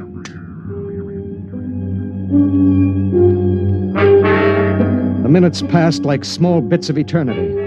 On the view screen, I could see Manning's continent sprawled like a gigantic hourglass in the eastern sea. There was a thin line of shadow where it was beginning to disappear as the planet turned on its axis. I looked at the pale woman next to me, and I thought of another woman long ago who'd sat next to me and cried because I wouldn't try to understand. What had she written in those letters back home? What would they think of the faceless, unknown pilot who'd sent her to her death? What would I think of myself alone nights, reliving this voyage?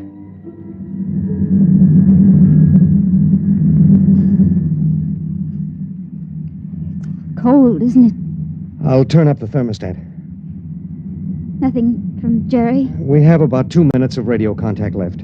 Maybe it's better. I mean, suppose it were you and your wife tried to call you. How would you feel?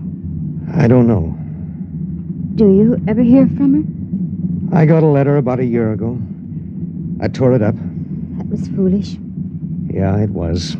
Life is so terribly short to be wandering around alone. Well, Wait a second, we're getting something. How much time before I have to leave the ship? About 10 minutes. Hello, EDS. Hello, EDS. Come in. Come in. EDS. This is Woden. I have Commander Cross. All right, go ahead. Hello, this is Commander Cross. Jerry Cross? Yes. I have someone for you. Go ahead. Hello? Jerry? Hello? Jerry? Who is it? It's me, Marilyn. Marilyn. I wanted to see you again. I stowed away on the EDS. You what? But Marilyn... It doesn't matter, Jerry. All that matters is that I can tell you all the things I've kept inside for so long. Jerry, I want you to know I've never forgotten. Oh, it's been so many years. I can't believe it. I thought I'd see you again, but now I can't. Jerry, you don't hate me, do you? Hate you? Marilyn, I've never stopped loving you. Not for an instant. Oh, Jerry. Listen, we don't have much time. The transmission is getting fuzzy. Oh, Marilyn, I've got to see you. There's got to be some way. But there isn't. Let me talk to the pilot. Give it to me. Hello. Pilot, have you called the mothership? Did you have them checked with the computers? I've done everything. You've been on the frontier long enough to know the setup in an EDS. Oh, dear God, there must be something, some way. Do you think I'd let this happen if I wasn't sure? He tried to help me, Jerry. He tried. And it really doesn't matter. I'm not frightened anymore. Not now. But how did you get here? I don't understand. Well, I was going to Mimir to take a job, I thought. And now I realize I was just going because I'd be closer to where you were. Oh, Jerry, all this time... Don't. Let me tell you something. Marilyn, I've always known you'd come back to me. I've known it every minute. It's what's kept me alive. I want you to hold that in your mind. Jerry, I can't hear you. We haven't much time. We're losing radio contact. Jerry! Oh, don't cry, darling. Just know how I feel. I do. It's fading. There are so many things to say. Jerry, if you can still hear me, maybe I'll come to see you again. Maybe I'll come to you in your dreams, or be the touch of a breeze, or one of those golden-winged little birds singing my silly head off. Maybe I'll be nothing you can see or hear, but you'll know I'm there. Think of me like that, Jerry. Goodbye. Goodbye, my darling. She sat motionless in the hush that followed. And then she looked at me. Now? Now. I pulled down the black lever, and the inner door of the lock slid open. She walked with her head up and the brown curls brushing her shoulders. I let her do it alone. She stepped into the lock and turned to face me, and I could see the pulse in her throat. I'm ready. I pulled the red lever, and there was a slight waver as the air gushed out. I thought I sensed a bump, as if something had bumped the outer door. And then there was nothing. The white hand of the closet temperature control was back at 0. A cold equation had been balanced, and I was alone in the ship.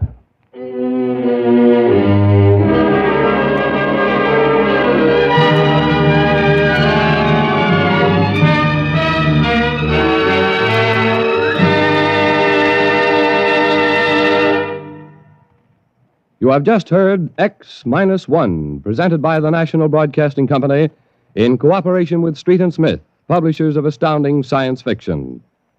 Tonight, by transcription, X-1 has brought you Cold Equations, written by Tom Godwin and adapted for radio by George Lefferts.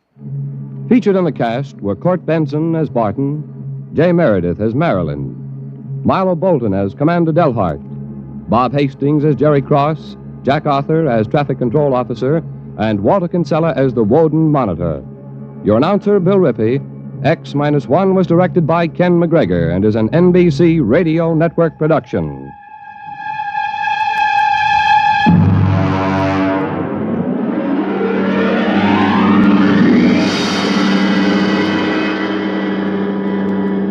And now, next week. In the days of the Windjammers, whalers sometimes went on cruises that lasted as long as 2 years, and so sometimes they had to resort to rough methods to gather a crew. But what of the future when a cruise to a distant star may last for 15 years or more? We hear of such a voyage next week on X minus. 1. And that concludes this broadcast of Western Radio. Thanks again for listening, and check us out next time. Have a great day, and thanks again.